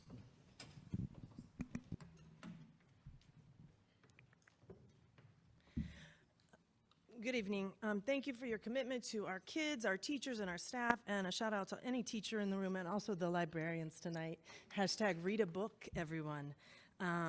It helps. I am the Reverend Sarah Wilcox. I'm a parent of a Reynolds High School sophomore, and I reside in the Owen voting district. I say that only to speak publicly that my power to elect someone committed to my kids' interests has been diminished by the demands of the General Assembly, and at the same time, it's jeopardizing true representation in the Owen district by drawing lines that put power in Reynolds families like mine to decide the Owen representative, and they even allow a Reynolds parent to seek the Owen district seat as an avenue to power and influence. I commit to working for representation for Swannanoa and Black Mountain schools, done so by someone who is a part of their community and schools, and I hope other Reynolds families will do so with me. At this time, it's deeply important to name that representation on the board matters, and as a parent involved in the Parent Advisory Council at Reynolds High School, I recognize the deeply difficult scenario faced by schools to get greater representation across demographics on the Parent Advisory Councils. I can't emphasize enough the importance that representation has to encouraging involvement. Board Member Plemons, I want to thank you publicly for your shifted vote in the special appointment for the at-large seat and your wise words, "We do need people who look like our children." As you represent a district of such great diversity, I commend you for being a space shifter that seeks to ensure a wider lens for the whole board. While this is not intended to disregard your gifts and service, Board Member Weiner, I do hope our current election cycle allows us to welcome Charles Martin to share his wisdom and lens of experience, and that it allows parents across race and ethnicity to know that their voices matter. Finally, as a woman who knows the importance and benefit of Title IX, it is clear the injunction in place for our county schools will harm vulnerable students, staff, and teachers. Under the guise of liberty and faith and a belief that people should never be uncomfortable and our kids shouldn't either, parents pushing to deny respect to the transgender community are hardly doing so in service to their kids, who will go into the wider world and be disrespectful to people they encounter in service to their binary devotion. While refusing the complexity of sex and gender that is real. These regulations aren't radicalized, they reflect the expanse of human experience. The injunction allows harmful and mean actions, and we should all do better than that. The greatest commandment in my faith tradition is to love God and to love my neighbor. Let me be clear as clergy, you can't be loving or serving God when you are hurting your neighbor. And when you deny the human need in front of you, that isn't love, even if you call it love. Much like banning books and proclaiming protections against sex and gender discrimination as radical isn't an act of liberty, and thoughts and prayers won't stop a school shooting. Thank you.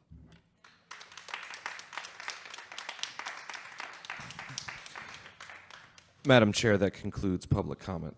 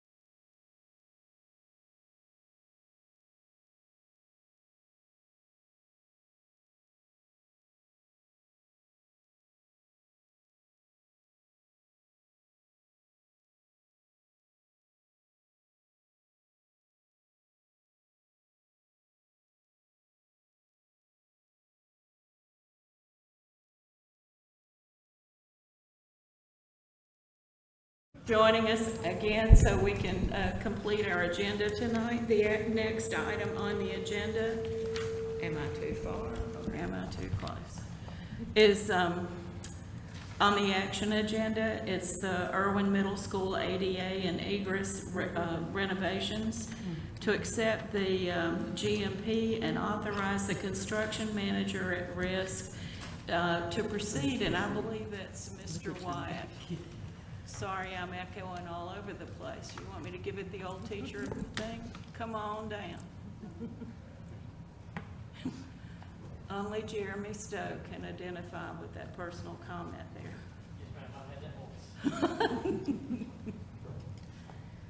Are there questions of Mr. Wyatt, now he's already come down, about this item on the agenda? For the ADA? Yes. Okay. Yeah, not the Not the other one. sewer. Okay, Yeah, okay. just the ADA. I don't think I have any questions about this. Oh, I know, it's difficult. They're Yes. working on us to see what they can do to make us sound professional. professional. Well, I'm pretty loud, so, I appreciate what we're doing at Irwin Middle School. Exciting. You know, that's one that I'm very passionate about. So we're working on the ADA piece, but isn't there another part of this project? Because I was there, well, I've been there twice in the last 2 weeks, and it appeared that there was something else they were working on. So part of that project also involves relocating the art classroom. We have done some work getting ready for this bigger project, so that's what you've seen. And then we're working on building a foods lab there as well. So there's a lot of construction going on, but this, the main basis of this project is to correct some ADA and egress issues. Okay. Well, it was definitely needed. All of that is definitely needed, and I appreciate that. I have seen that update, so thank you.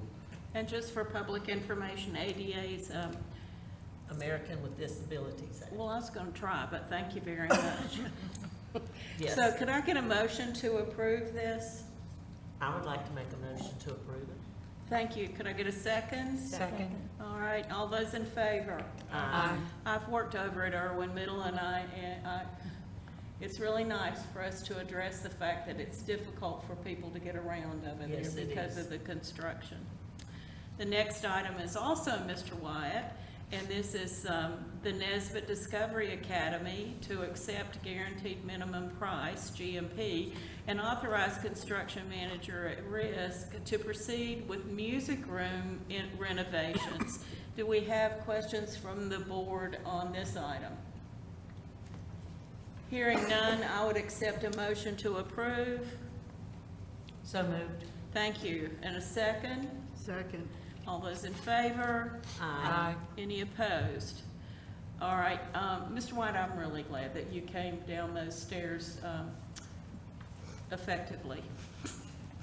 At this time, we have a request to name T.C. Robertson High School preschool playground in honor of Quindra Suber.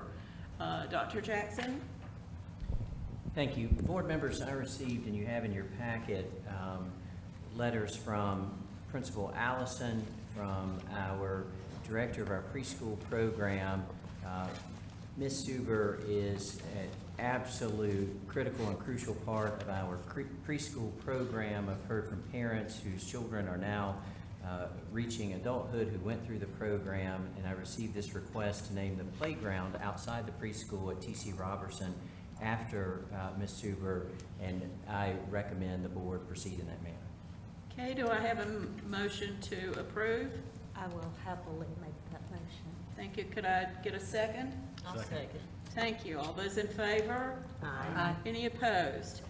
Now, the next item on the action agenda is the policy approval, and I'm going to recognize our attorney first, or Mr. Elliott. Who wants to go first?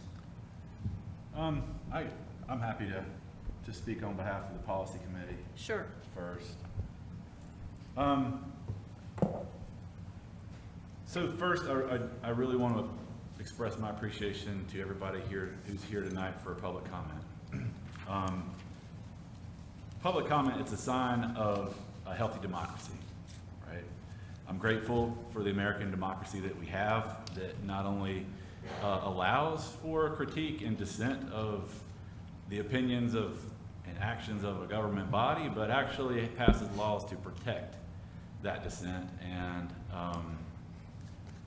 that critique in public. So I just want to thank everybody for coming. I know it's long, but I do feel it as a privilege and honor to receive that feedback. So I want to explain a couple things first about the interim Title IX policy that we're talking about here.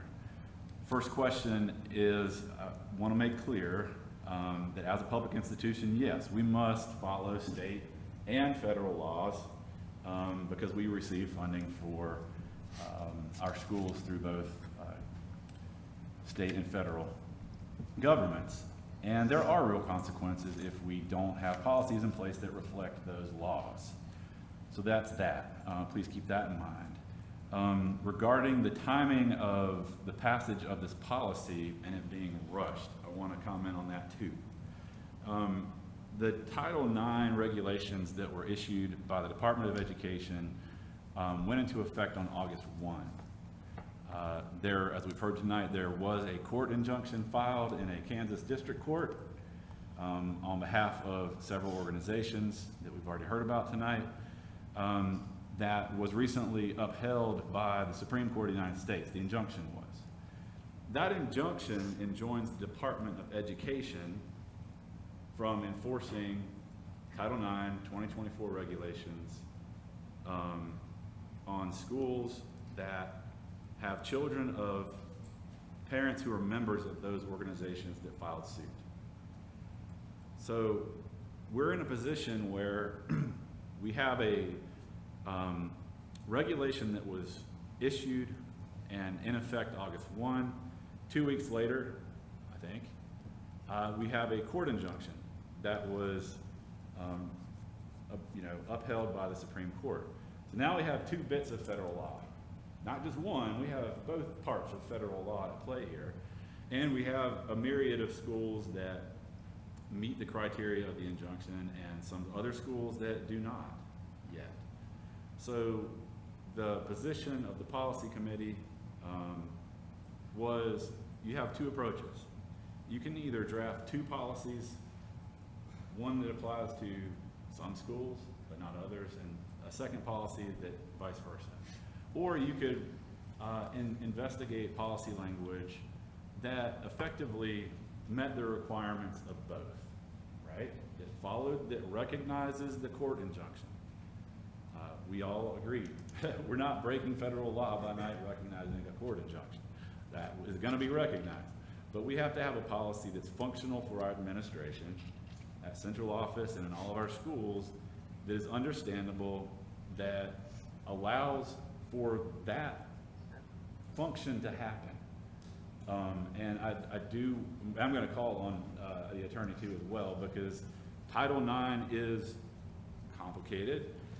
It has deep legal roots within our country's history. And I've done a lot of research around Title IX. And we're in the middle of, basically a centuries-long push and tug, right, of how do we ensure that the promise of our Declaration of Independence, that all men are created equal and have inalienable rights of life, liberty, and the pursuit of happiness. How do we ensure through our Constitution that we are actually ensuring that, guaranteeing that we all have equal protections under the law? And the discussion around Title IX really goes back all the way to the Equal Protections Clause that was a part of the 14th Amendment, passed in 1866, that first granted African Americans full citizenship. And that Equal Protection Clause says that no state shall deny any person the protection of the law.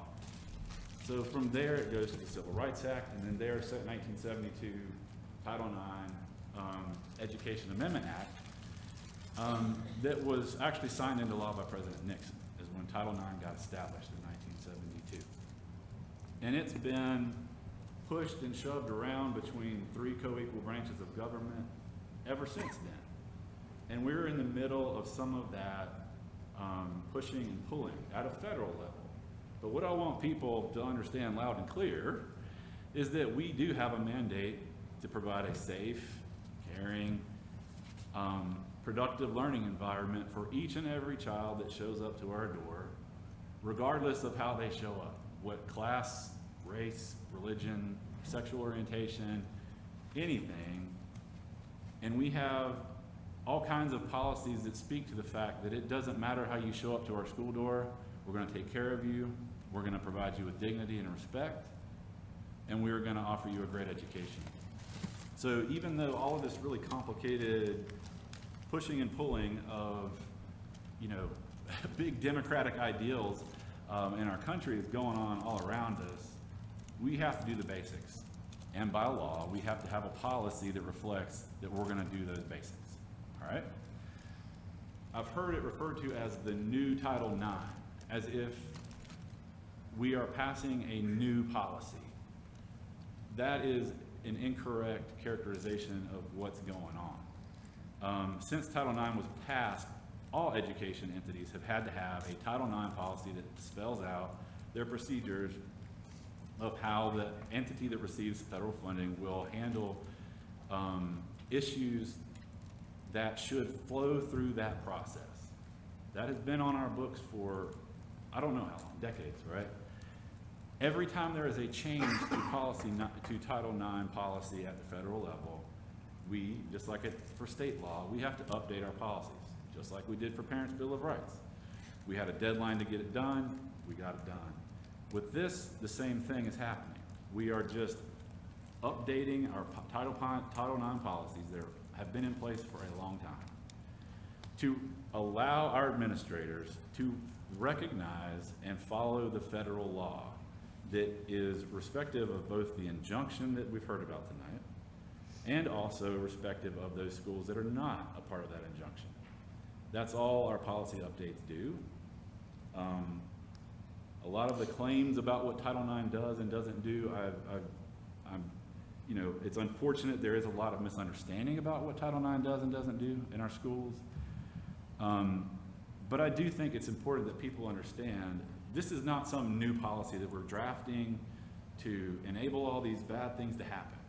Title IX is effectively about discrimination and harassment of people, one person against another.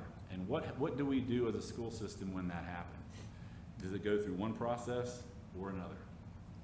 And I feel like because of the timeline that we were under, right? We have an August 1st regulation date of implementation. Then we have a court injunction 2 weeks later, which was 2 weeks ago. And we are trying to respond in a way to give our administrators something to work with that allows them to recognize both the injunction and the federal regulation that was out first. It's really all we're trying to do. And we're trying to keep kids safe, every kid. So I probably may have talked too long, but you could have used the timer if you wanted to, Ann. But I'll let the attorney, if you don't mind, if you heard anything wrong that I said, or if you could clarify maybe a little bit more about Title IX and discrimination and harassment and how some of this works, I'd really appreciate it. Sure. Madam Chair, good with you? Certainly. Yeah. Thank you, Madam Chair, Mr. Elliott. I too want to show my appreciation to everybody that spoke tonight. I know it's a passionate issue for a lot of different people on different sides, and that's okay. And I'm very appreciative of the people that spoke, even if you didn't have the ability to stick around to the very end with us.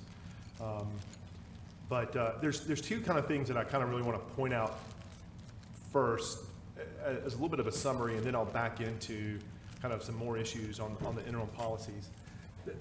The first is these policies are about the process in which the school system processes complaints and grievances between two different parties, where one of them is not the school.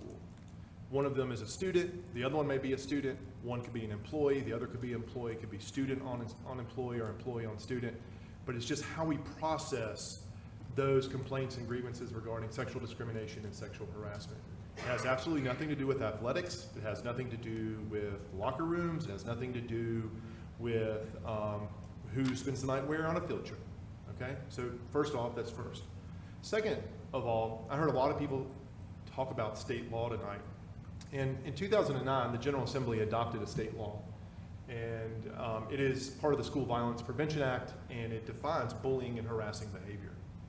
And I think it's always important, and anytime I start this conversation, I talk about this particular law because one, it's been on the books for a long time, well, pretty long time, 2009 from a modern perspective. And it basically requires schools to have policies that prohibit bullying and harassing behavior. But the state law is pretty interesting. It defines, it says bullying and harassing behavior includes, but is not limited to, acts reasonably perceived or being motivated by actual or perceived differentiating characteristics such as race, color, religion, ancestry, national origin, gender, socioeconomic status, academic status, gender identity, physical appearance, sexual orientation, or mental physical development or sensory disability, or by association with a person who has or is perceived to have one or more of these characteristics. When we talk about this law with principals and teachers, what we say is this law basically just means that everybody is deserving of respect and dignity. And that's the bottom line. Every child should be free from discrimination and free from harassment. All right, so those are kind of my two kind of just prefaces that I want to demonstrate before I kind of back into the policy. So as a lot of folks mentioned tonight during public comment, and they are correct, there's been lots of litigation about the new 2024 regs. And so just backing up real quickly, there's been 3 sets of regulations in Title IX. The first set were in the early 1980s. That didn't address sexual harassment necessarily, but addressed some basic functions of Title IX. Then we had the 2020 regulations, which were specific to sexual harassment. And then we had the new 2024 regulations. Most of the litigation over the 2024 regulations is the regulations attempt to broaden the definition on the basis of sex to mean that includes gender identity and sexual orientation. Now, right, wrong, indifferent, however you feel or anybody else feels about that, that's what the regulations were, and that's really been what has created a lot of this litigation. But there are a whole lot of other issues impacted within the 2024 regulations outside of that controversial topic, okay? So this is kind of what I really want to go through. So the 2020 regulations required every school system to have a very specific and prescribed complaint process to process sexual harassment complaints. Now, we had to have a sexual discrimination complaint process, but for sexual harassment claims, it had to be very specific. And in fact, it's extremely onerous. It takes up a significant amount of staff time. It was written and designed for institutions of higher education, not K-12, but it was applied equally to K-12 as well. And so because of this very prescribed process, we adopted a policy that follows that process pretty much to a T. But it is specific to claims of sexual harassment, right? The 2024 regulations say, and again, put the controversial stuff aside for a moment. Don't put that aside. You can agree with it, you can disagree with it, it doesn't matter about what I'm getting ready to say. The 2024 regulations also require you to have a process to process claims for sexual harassment. But they say, look, we think the 2020 regs were a little too prescriptive, and so we're going to allow some more flexibility on how you adopt those regulations. And oh, by the way, not only do we want you to funnel sexual harassment complaints through this process, we feel it's just best you also process sexual discrimination complaints through this process as well. All right? And so let's just have a little primer on that. All sexual harassment is a form of sexual discrimination. I think everybody can agree with that. But not all sexual discrimination is sexual harassment. So for instance, if we have a student that goes to their principal and the student says, my math teacher discriminates against girls in the classroom. My math teacher says that girls are not as good as math as boys, and all the boys get A's and B's, and all the girls get C's and D's. All right? That is sexual discrimination. That is not sexual harassment. So under the law, Sexual harassment is a form of sexual discrimination, but there are other forms of sexual discrimination too. And what the 2024 regs say is, we feel like if you get a complaint like that against a teacher or another student, you should put that process, go through the same process as you use for your sexual harassment complaints. Now, to the Kansas litigation. The Kansas litigation there were several states involved in that litigation, and then 3 plaintiff organizations, Moms for Liberty, Female Athletes United, and American Young Foundation, or something to that, and I apologize if I got that name wrong. And so the court enjoined the Department of Education from enforcing requiring the implementation of the new Title IX regulations at school systems that have members, or universities that have members of those 3 organizations, or children of members of those 3 organizations, specifically Moms for Liberty. The other 2 are kind of more student-focused organizations. So if a member of Moms for Liberty has a child in school, then the Department of Education is enjoined or prohibited from enforcing or implementing that rule on that particular school.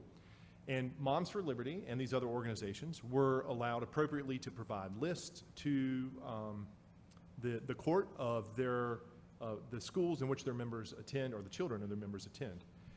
So the first list didn't have anybody in Buncombe County Schools. That was filed, I think, on 7/15. The second list, filed on 7/26, had 5 Buncombe County schools on there, part of the Buncombe County school system, because there were some charter schools as well.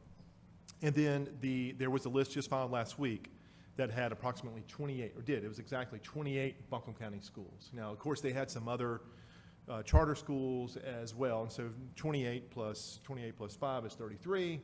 And so there's 33 Buncombe County schools out of 45, excuse me. I've not skipped a list. I don't think the fourth one must be out yet, but I'll look. I'll double check. So I'll double check. I promise I will. So we've got 33 or maybe 37 schools, whatever it may be, on the list. Okay, and so, but regardless of the number, it's not all of them, right? And so we've got some schools that are expected to be compliant with 2024 regulations. And again, put the controversial stuff aside. And we got some schools that we do not have to follow the 2024 regulations. Now, again, the Department of Ed is enjoined from enforcing the regulations against those schools, but the court order is only relevant to the Department of Education. It's not relevant to necessarily any school on the list.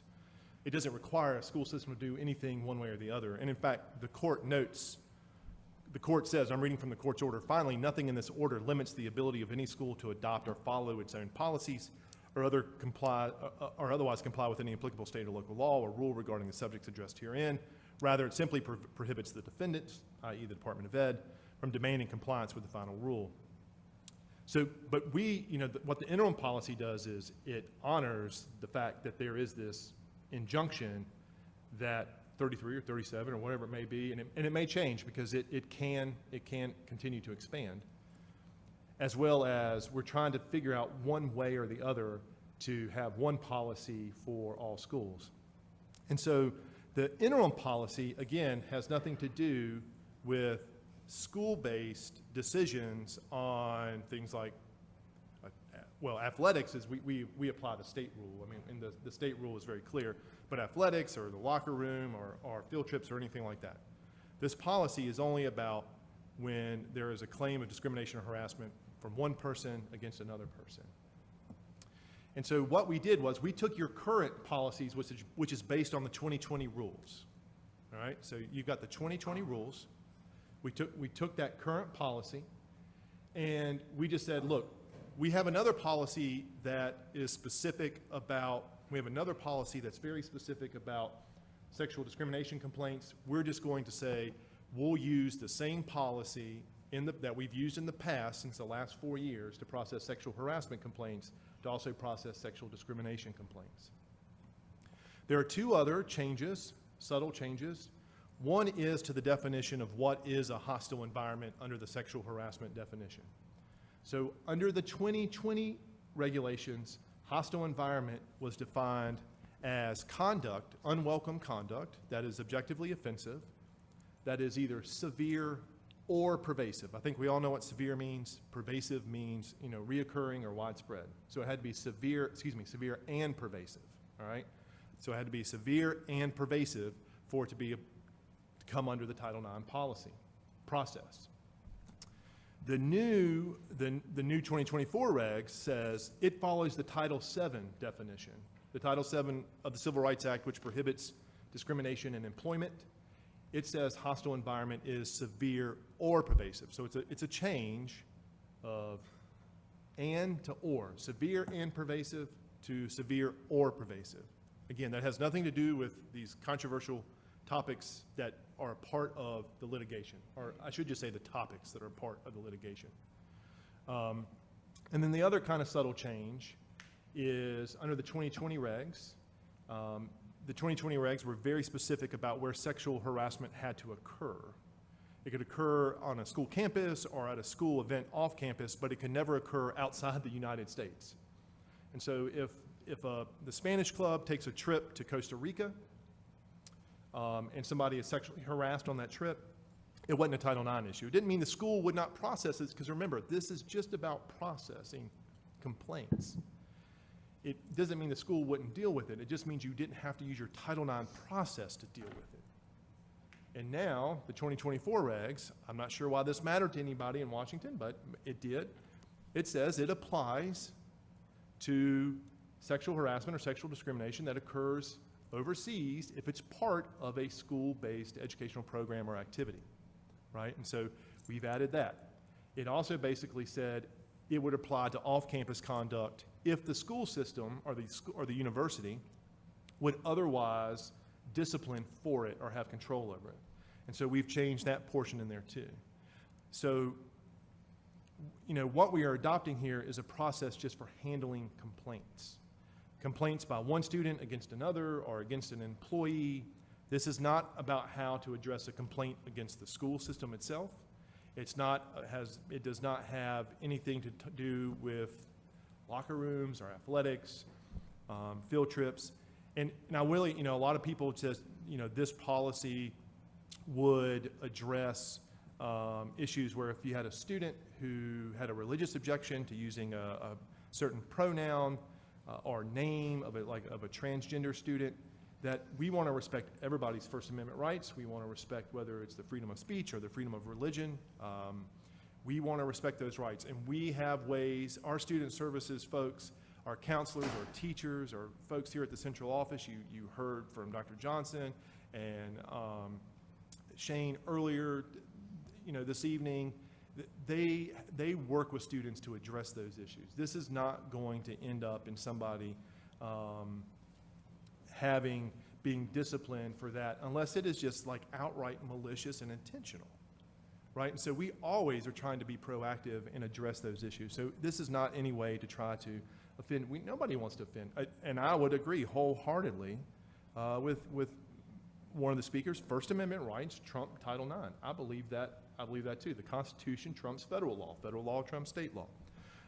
And so these processes, again, they're just about how we process complaints. They are not about school system processes in regards to the bigger issues and what the school system requires or doesn't require, or again, about locker rooms or bathrooms or even athletics. And I will note for you board members, I think I mentioned these before, but we'll note it for the public. It's our understanding the Department of Ed intends to issue new regulations later this year specifically on athletics. And it's specific that these particular provisions are not about athletics anyway.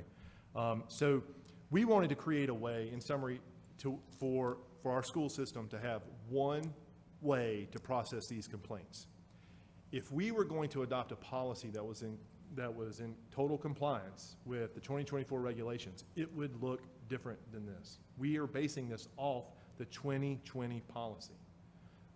So I'm happy to answer questions from you all, and I'm sorry it took so long. I just felt like it needed some explanation. Thank you, Dean. I appreciate that, and that was extremely informative. I think it reiterates the fact that we're being extremely careful with this policy. It is titled interim for a reason, because we do recognize the push and the shove that's going on. I do want to point out one fact that I left out before. The 2024 regulation, the language that seems to be causing some folks a lot of consternation is the expanded definition of what sex means in that 24 regulation that was issued by the Department of Education. That goes back to a 2020 Supreme Court case, Bostock versus Clayton County, which is the current sitting Supreme Court, the same dynamics, a 6-3 conservative majority on that Supreme Court in 2020, ruled in favor of Bostock, which was contemplating Title VII, part of the Civil Rights Act, that in the Supreme Court of the United States, same dynamic that's sitting there right now, said, we recognize that in the workplace, and Title VII contemplates workplace sexual harassment, sex can be defined as sexual orientation, gender identity, pregnancy status, postpartum status. You cannot discriminate against people for any of these expanded definitions of sex in that. That was the decision of the Supreme Court with a 6-3 conservative majority in 2020. The Department of Education took that guidance and said, okay, or the Biden administration, yes, took that definition that applied to Title VII and said, we have the same language in other statutes, Title IX being one of them. And they said, okay, we will apply the same definition that the Supreme Court expanded in Title VII. We're going to apply to Title IX too, and other regulations as well. So, you know, that is the hard pill for a lot of people to swallow, is that this language came from the current sitting Supreme Court dynamic. And we are trying our best as a school board to serve our students and abide by all federal law here, both the injunction and the 2024 regs and the 2020 regs at the same time. So I really do feel like this was a really smart way to go. It protects free speech of students and staff. It protects, it will still protect LGBTQ students and staff, and staff that is pregnant and postpartum and all those things, and students that may be pregnant or postpartum. So it does all of these things. And so that being said, I would make a motion that this did not pass through the policy committee. We intentionally did not take a vote on it. So it doesn't come out of committee already with a motion to approve. But I will, that all being said, I feel confident. I'm going to make a motion that we approve the interim policies that are being presented here around Title IX. Okay, Hold on one second, Madam Chair, if you don't mind. So if you all do want to adopt this tonight, and I know you all might want to have some debate on this, but there would first have to be a motion to waive first reading. And so I don't know if, this motion hasn't been seconded yet, Mr. Elliott, but I don't know if you want to make that motion first, but you would have to have a motion to waive first reading and then a motion to approve. Yeah, based on the fact that of the timelines of the regulations and court injunction and the start of our school year, in order to give our administrators a policy to function off of that respects all federal laws, I would like to make a motion to waive first reading. okay, does your motion have a second? I will second that. Okay, and is there discussion? I'd like to make a comment, you know, I always do. Belief is something that's very important to me personally. I want to thank people that came tonight and spoke about their belief. We're all entitled to our own opinion. And we should be able to voice our opinion. But I'm going to go on record to say, as a Christian, it's not my job to judge any child, any parent, anyone. It's Can we just vote on first reading? No, I want to, let me just finish And this. then I'll let you talk? Let me finish. I I guess can I'll only let her speak for talk. myself. I can only speak for myself. But when I took this role, it was to take care of each and every student across this county. That's what I think we are doing.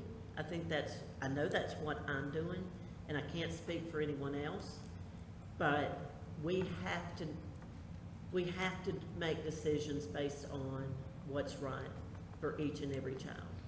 A brand new principal said this to me this morning in the Irwin district. It's his first year, and he said, Ms. Clemens, we have to leave our personal beliefs at the door, because what we are charged to do is to take care of every child, and I believe that. I'm sorry I interrupted you, but I just wanted us to focus on. I understand, Well, I thank you. understand, but I think it's Waiving important. first reading. Madam Chair, may I please, before we vote on waiving, I just want to make one statement in clarification of the process that we went through and where we are. And I think it's really critical to look at the policy as it existed before the changes were made. The changes that were made was the word harassment to discrimination, because all harassment is discrimination and all discrimination is harassment. That was step one. Step two was to make sure that we complied with travel outside of the United States. And then the third part was to protect any process that comes before in a hearing capacity. The existing policy and the changes, those are the only changes in respect to the injunction and in respect to what we must do in Title IX without implementing all of the changes. So I just want to say that's all we changed, just for my own clarification. Thank you. Any other board member have comments or questions? All right, that being said, I have a motion and a second and we have had discussion. Could I get a vote on moving this to first reading? All those in favor? Oh, okay. I got an aye from everybody. Is that clear? I don't know if that was clear. I'm sorry, I interrupted you in saying it was a motion to. Would you tell me what I said? It's a motion to waive first reading. You were fine, and I apologize for interrupting you. Okay. I would take the vote again, Madam Chair. All right, he tells me we need to vote again. All those in favor of waiving first reading, please say aye. Aye. Aye. Any opposed? All right, we have waived first reading, and now I'm going to recognize Mr. Elliott, I believe. Yes, I'll make a motion to accept the Title IX policies as presented. Okay, and then do you have a second to that? I will second that. All right, I have a second. Now do we have discussion? Hearing none, I'll take a vote. All those in favor? Aye. Any opposed? All right, motion passes. This time, I believe on the agenda, we're ready for the Irwin Middle School sewer easement request, and we moved it from the consent agenda to have a discussion tonight. We're glad Mr. Wyatt's down here so he can help us through this issue. Are there questions from the board for Mr. Wyatt on this issue? Yes, there is. So, Mr. White, thank you for the work that you do, and I didn't say that before, but you and your team do a good job, and I appreciate you. The information that we received about an easement request for the property that we own, Irwin Middle School, Irwin High School, right? It's requesting that, and it looks good on paper because what's about to happen, or what we think is about to happen, is a developer is going to develop this land that is right next to Irwin Middle property. Is that right? And so, because there's not a sewer system, I'm just trying to clarify, that on Mount Carmel Road, it's only on Lee's Creek. This easement, is for the developer to be able to have a sewer system that would go into this new area. Is that correct? Correct, crossing Okay. our property. So my concern is about my community and what we use that property for. It appears to me that by looking at the plat, that this whatever, construction, whatever, sewage replacement would go through really almost the driveway into the front of the school, and also impact our baseball and softball fields. And so our youth league, that I'm really trying to support going forward, would have a lot of angst on, okay, is this gonna disrupt our property? The other thing is, I wanna make sure our kids are safe, no matter what's built there. I wanna make sure that that we are keeping our kids safe in that property, that's so close to, the school. So can you just, So let's talk about the sewer line. okay, So currently, the sewer line runs across the baseball fields and the softball field that you're referring to. It's a private sewer line owned by Buncombe County Board of Education. It starts near the current bus parking lot, and it makes its way down to Lee's Creek Road, where it ties into MSD, where it becomes a public sewer line. okay, It's over 1,200 feet, roughly, plus or minus. What the proposal is for the developer to tie into this private sewer line, which is owned by Buncombe County Schools. It's currently there. Make any necessary upgrades to the sewer line so that MSD will take it over. And after this is, after it's taken over by MSD, it would be the financial responsibility of MSD to maintain that entire length of sewer line. The extension, or to get from the current sewer line to the property that's talking about being developed, basically the sewer line would run across what I'm gonna call the field behind the visitor side of the stadium. okay. And then There's it would, two fields there. yeah, it's what I would call two small ball fields there. And it would make its way across the bus parking lot. And obviously there's, cost is gonna be incurred from the developer if this passes to repair all those areas back to normal. It's very common that we have sewer lines running under fields. We have public and private sewer lines running under fields. We have public and private sewer lines running under parking lots. The benefit to Buncombe County Schools is we have a sewer line, an existing sewer line that's, 75 years old, that at some point will have to be upgraded.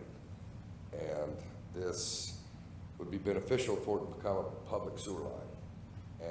And MSD is willing, after some investigations, they will, develop a list of upgrades that they're going to require, and then the developer would make a decision, is it worth it to them to make these upgrades to be able to tie into this line? So I just want to clarify one other thing, and I know it's very late, but it's important because it's, I work for the community. So why would we do that now? Why would we approve it now instead of waiting till the developer comes back and says, here's what I'm going to do with this property, here's the cost, and I'm willing to do this, and I understand we're going to get something out of this.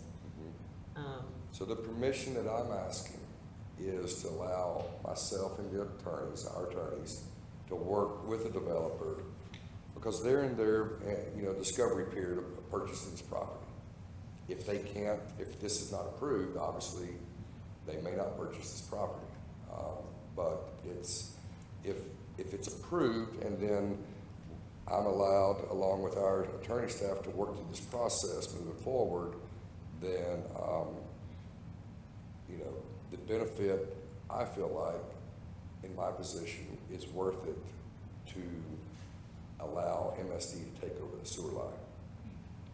And so if we approve this tonight, then we will not see this come up again as for approval in turn. I know the easement would be. So I think if the requirements are met by, what the developer is offering, if MSD takes the line over, if the developer is willing to pay for all the upgrades and all the costs associated with this work, then if they've met their requirements, then I feel like you are approving myself and our attorneys to guarantee that they're meeting their requirements. And then you would see an easement at a later date that needs to be signed. But we will ultimately there will be an easement from MSD that will have to be approved and signed. Okay. And then So it will come back to us? Yes. Yep. Okay. But at that time, I feel like if we give approval tonight, that's going to be, it's going to be a done deal, if that makes sense. Yes. So, my question is, since we're not real sure as far as what they're going to build and how close that may be to our actual school buildings or where kids are getting on and off buses, what have we thought about what things we want to put into place to make sure that we have a safe and secure school? The reason that I'm asking is that at Long Shoals, as you know, was an apartment complex that was built, and I don't think any of us realized, and I guess really at the end of the day couldn't do much about it anyway, but just how close those apartments butt up to our actual school building, and the safety concerns that, are still having to be addressed, ongoing. Is there just anything that we can look at while we're in this situation to just help make sure that we're not butting up against a potential safety problem? That's hard to answer, because the only way we can protect the schools from development is to buy every adjacent piece of property that's touching our property. And, like you say, we have schools with developments right against our, so I think that's, I don't really know how to answer that, because we have situations, our schools are in cities, they're within housing developments, they're on near major highways, so safety is always a concern, but I don't know if, personally, developments are the highest level of concern, more than other things I described. Okay. And so I guess my question then too is, so not approving this isn't necessarily going to stop the developer from developing in that space. Correct. It just may be that they go about using like septic, for instance. Correct. It may be a less dense development. This board, interestingly enough, I should have brought the actual date, approved a temporary easement for a potential development probably a year or so ago for the same piece of property. Okay. There was some investigations done, and they backed out, and they stopped, and it went away. But this board approved a temporary easement for this piece of property. But the same piece. Yep, same piece of property. Okay. you know, I have to shake my mind up, especially when it comes to all this easement Oh, I get it. stuff, I get it. But, okay, well, that's just my main concern is that we are, you know, always trying to consider what options we have. And I do remember Mr. Kuntz saying that, you know, it would be nice if Buncombe County Schools could buy up all of the property because, and I quote, you know, Amy, they're just not making more land. That's true. Okay, I recognize Mr. Elliott. Thank you, Ann. Madam Chair. So just to clarify, this agreement is actually a part of something kind of broader with an organization, Community Ownership, ODARE, Emma, and Buncombe County Schools are stakeholders as a part of the Emma Community Plan. And this development concept, it presented that it effectively came out of that Emma Community Plan to effectively build affordable housing. Again, Buncombe County Schools as stakeholders here with the intent that folks could afford to live in the Irwin district and attend school at Irwin because they like Irwin. I mean, it's a very noble cause in my opinion. Affordable housing is few and far between here. So I get it, and I understand the legalities, I think, of the LLCs that are incubated and are partners of PODARE in the community, and they're the ones that are gonna actually be the developers, right? Correct. Okay.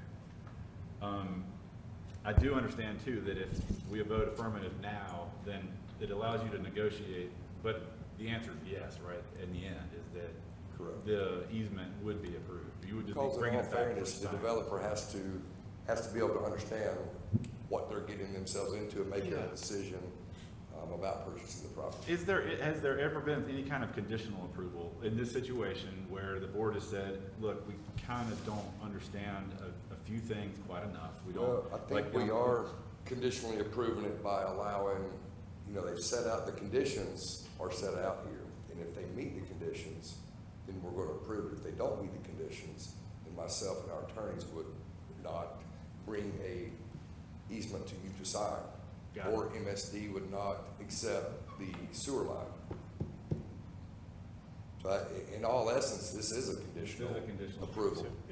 But it's conditional for them. It's conditional for them, though. It's not conditional for us. That's my point. Is if we approve this and it goes back to the developers, and this plan is there another checkpoint somewhere that it can come back to the board and say, okay, the plan's going to work. They want to move forward.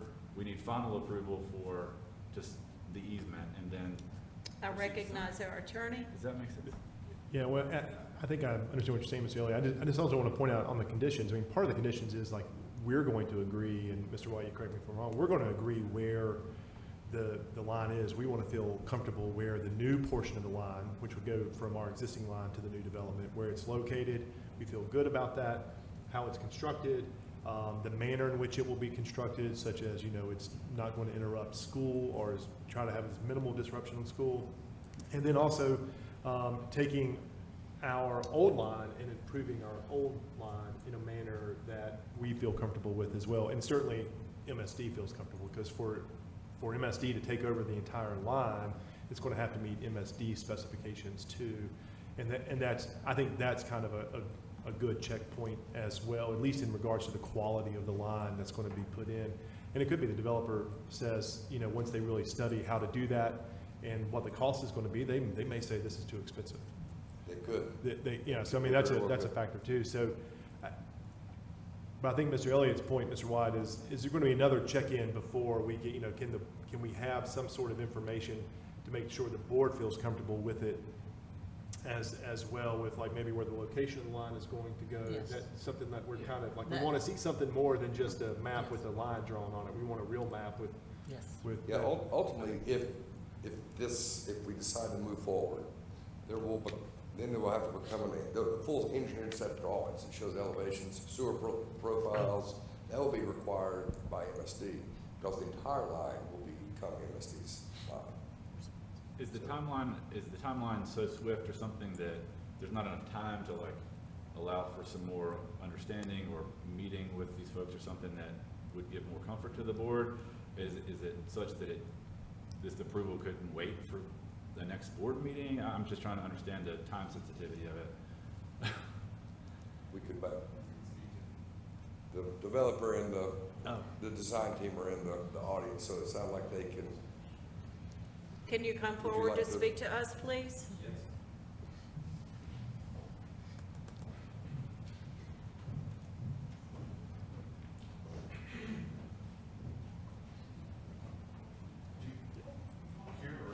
either way. My name is Mike Anderson with Carolinas Engineering. I am the engineer of record for this project as we enter into this investigation. The time frame in question is the purchase to contract the land has already been extended in order to allow us to come before you today. And so the sellers have set a hard deadline for us to come to them with a yes or no.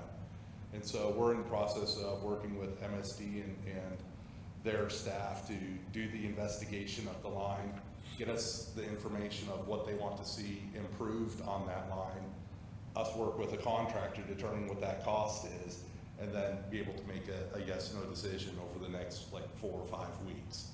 And so we don't believe that the seller will grant an additional extension. So we're essentially taking a gamble of, is this going to be $100,000 worth of improvement? Is it going to be $800,000 of improvement? We don't know that at this point.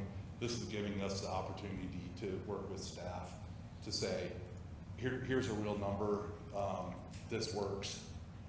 As far as the final alignment, we would work with staff to make sure that we're having the least amount of impact to the school, work with the timing, work, pay the legal cost of the recording, the survey, the engineering, construction, all those details. So we're trying to take the burden off of the Board of Education and put that on our own shoulders in exchange for us knowing that, hey, if you meet staff's requirements and the board's requirements, then yes, we'll enter into this agreement so that we know whether or not we can move forward. It's always a challenge with affordable housing when you have market rate property, market rate for putting in the infrastructure and cost of construction, market rate cost on building the homes, and then you're trying to provide a product to the end user that's below market rate. And so we, the developers identified a property that has good roads, good school system, a water system. It's got all, it's not steep land.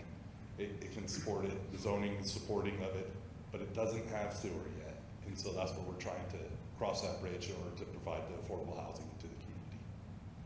Thank you. Questions? Madam Chair, I just would like to make a comment. It appears to me that in the development, that to the point you were making earlier, Ms. Clemens, that whether it's sewer or septic, I think we're all better benefited by sewer. And because septic can cause all kinds of problems. If you had to do a pumping station, if you had seepage, if you have all kinds of issues, but there are things that you can do and use that. We don't want them to do that. And if they're going to develop and we get a better sewer system and they're considerate of our land and considerate of our fields and the students, and MSD maintains the project, then it appears to me that we all benefit from that. So, and the only reason I can speak to this is I've been in a situation of knowledge with a home development similar to this proposal that had to do a pumping station. We don't want that, I promise. So if there's a way to do this and support the project and it's gonna happen either way, then I think the sewer is beneficial to all of us. Other comments or questions? Well, I would just say, I don't like to be rushed to make decisions, and it just feels like this is rushed. I would like to have more information, like how long will the school be impacted? Will it be 2 weeks, 2 months? We will. I don't like the, we gotta make a decision today, because if not, the developer might pull their bid or whatever. But for one more question of clarity, are we not just approving the study to make sure this is feasible to be done? We're not approving Well, that was what I asked. Would we have? So ultimately, we would, if it's approved and move forward. we couldn't deny it, I guess, is at that point. Correct, because and then there would That's have to my be a point. precise construction timeline established that would not, that we could come back, and it would be more of an informational session at that point, that this is when we plan to do this construction, and we would make sure we do it, obviously, not to interrupt school time. So, Are you saying that's an option? I'm sorry, I didn't hear. yeah, I a mean, little bit we of it. would have to bring back a construction timeline, or we could present that to you once that's developed. I mean, we're way away from that right now, but that would, this would, I can foresee this possibly taking place next summer, and maybe I'm way off at the earliest, while school's not in session, if it's approved and everything works out at the earliest. Okay, thank you, Mr. Wyatt. And are there other questions or comments from board members? Hearing none, I'm going to call for a motion to approve. So moved. Thank you. Could I get a second? Second. Thank you. All those in favor? Aye. Any opposed? Aye. All right. Motion passes. Thank you for At this time, thank you. We appreciate your attendance and your patience. At this time on the agenda, it's the consent agenda for the minutes for August 1, 2024, opening session and regular meeting.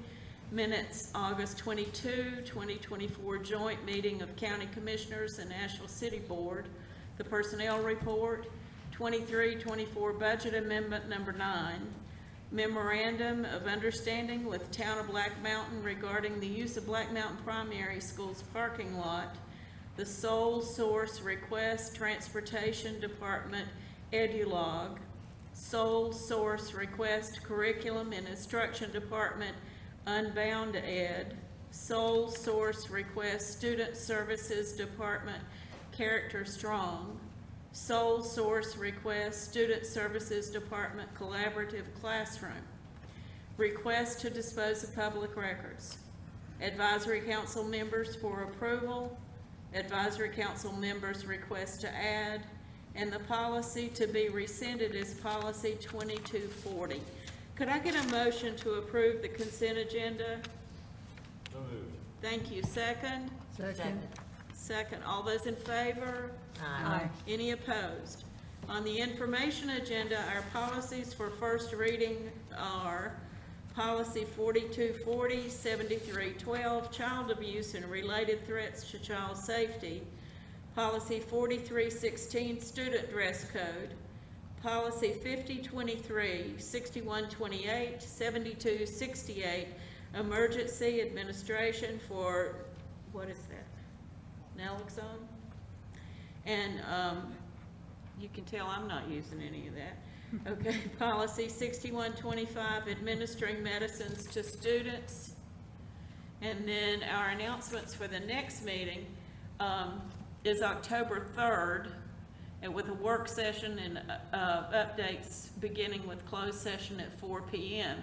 Now, Mr. Elliott, did you want to call these items to people, I'm sorry, to people's attention? Oh, yes, the consolidation study, public. Correct. feedback. Do you want to do that at this time? That'd be great. I don't have them in front of me though. I can pull them. They're on the back of your agenda. Oh, They should be coming up on the screen as well. our superintendent would, okay, I'll do it. I'm sorry, Sorry about things off. The public is invited to submit their input to the county consolidation study through the following community meetings. Owen Middle School, September 9th at 3:45 to 6:30. East Asheville Library on the 10th of September, same time. King Creek Middle School, September the 12th. It's again, same time, 3:45 to 6:30. Weaverville Community Center on the 13th of September. 11:30 a.m. to 2:15. Isaac Dixon Elementary School, September 16th, 3:45 to 6:45. Irwin High School, September 17th, 3:30 to 6:30. Inca Intermediate, September 18th, 5:30 to 8:30. Hal Fletcher Elementary School, September 19th, 3:45 to 6:30. And Skyline South Buncombe Library, September 20th, 11:30 p.m. That's wrong. Not 11:30 p.m., 11:30 a.m. to 2:30 p.m. And there's an online forum if you can't make those in person, September 23rd, 5:30 to 7:30 p.m. These are also listed on the school, Buncombe County Schools webpage on the front page. Right. Thank you. I'm sorry, I I'll misunderstood defer to Ken you. Olmer next time. He has a better reading voice than I would entertain a motion to adjourn. So moved. Thank you. Could I get a second? that. Second. Thank you. All those in favor? Aye. Any opposed? Thank you for your attention, and we will, we're ready? We're not going to do 5, 4, 3, 2, 1.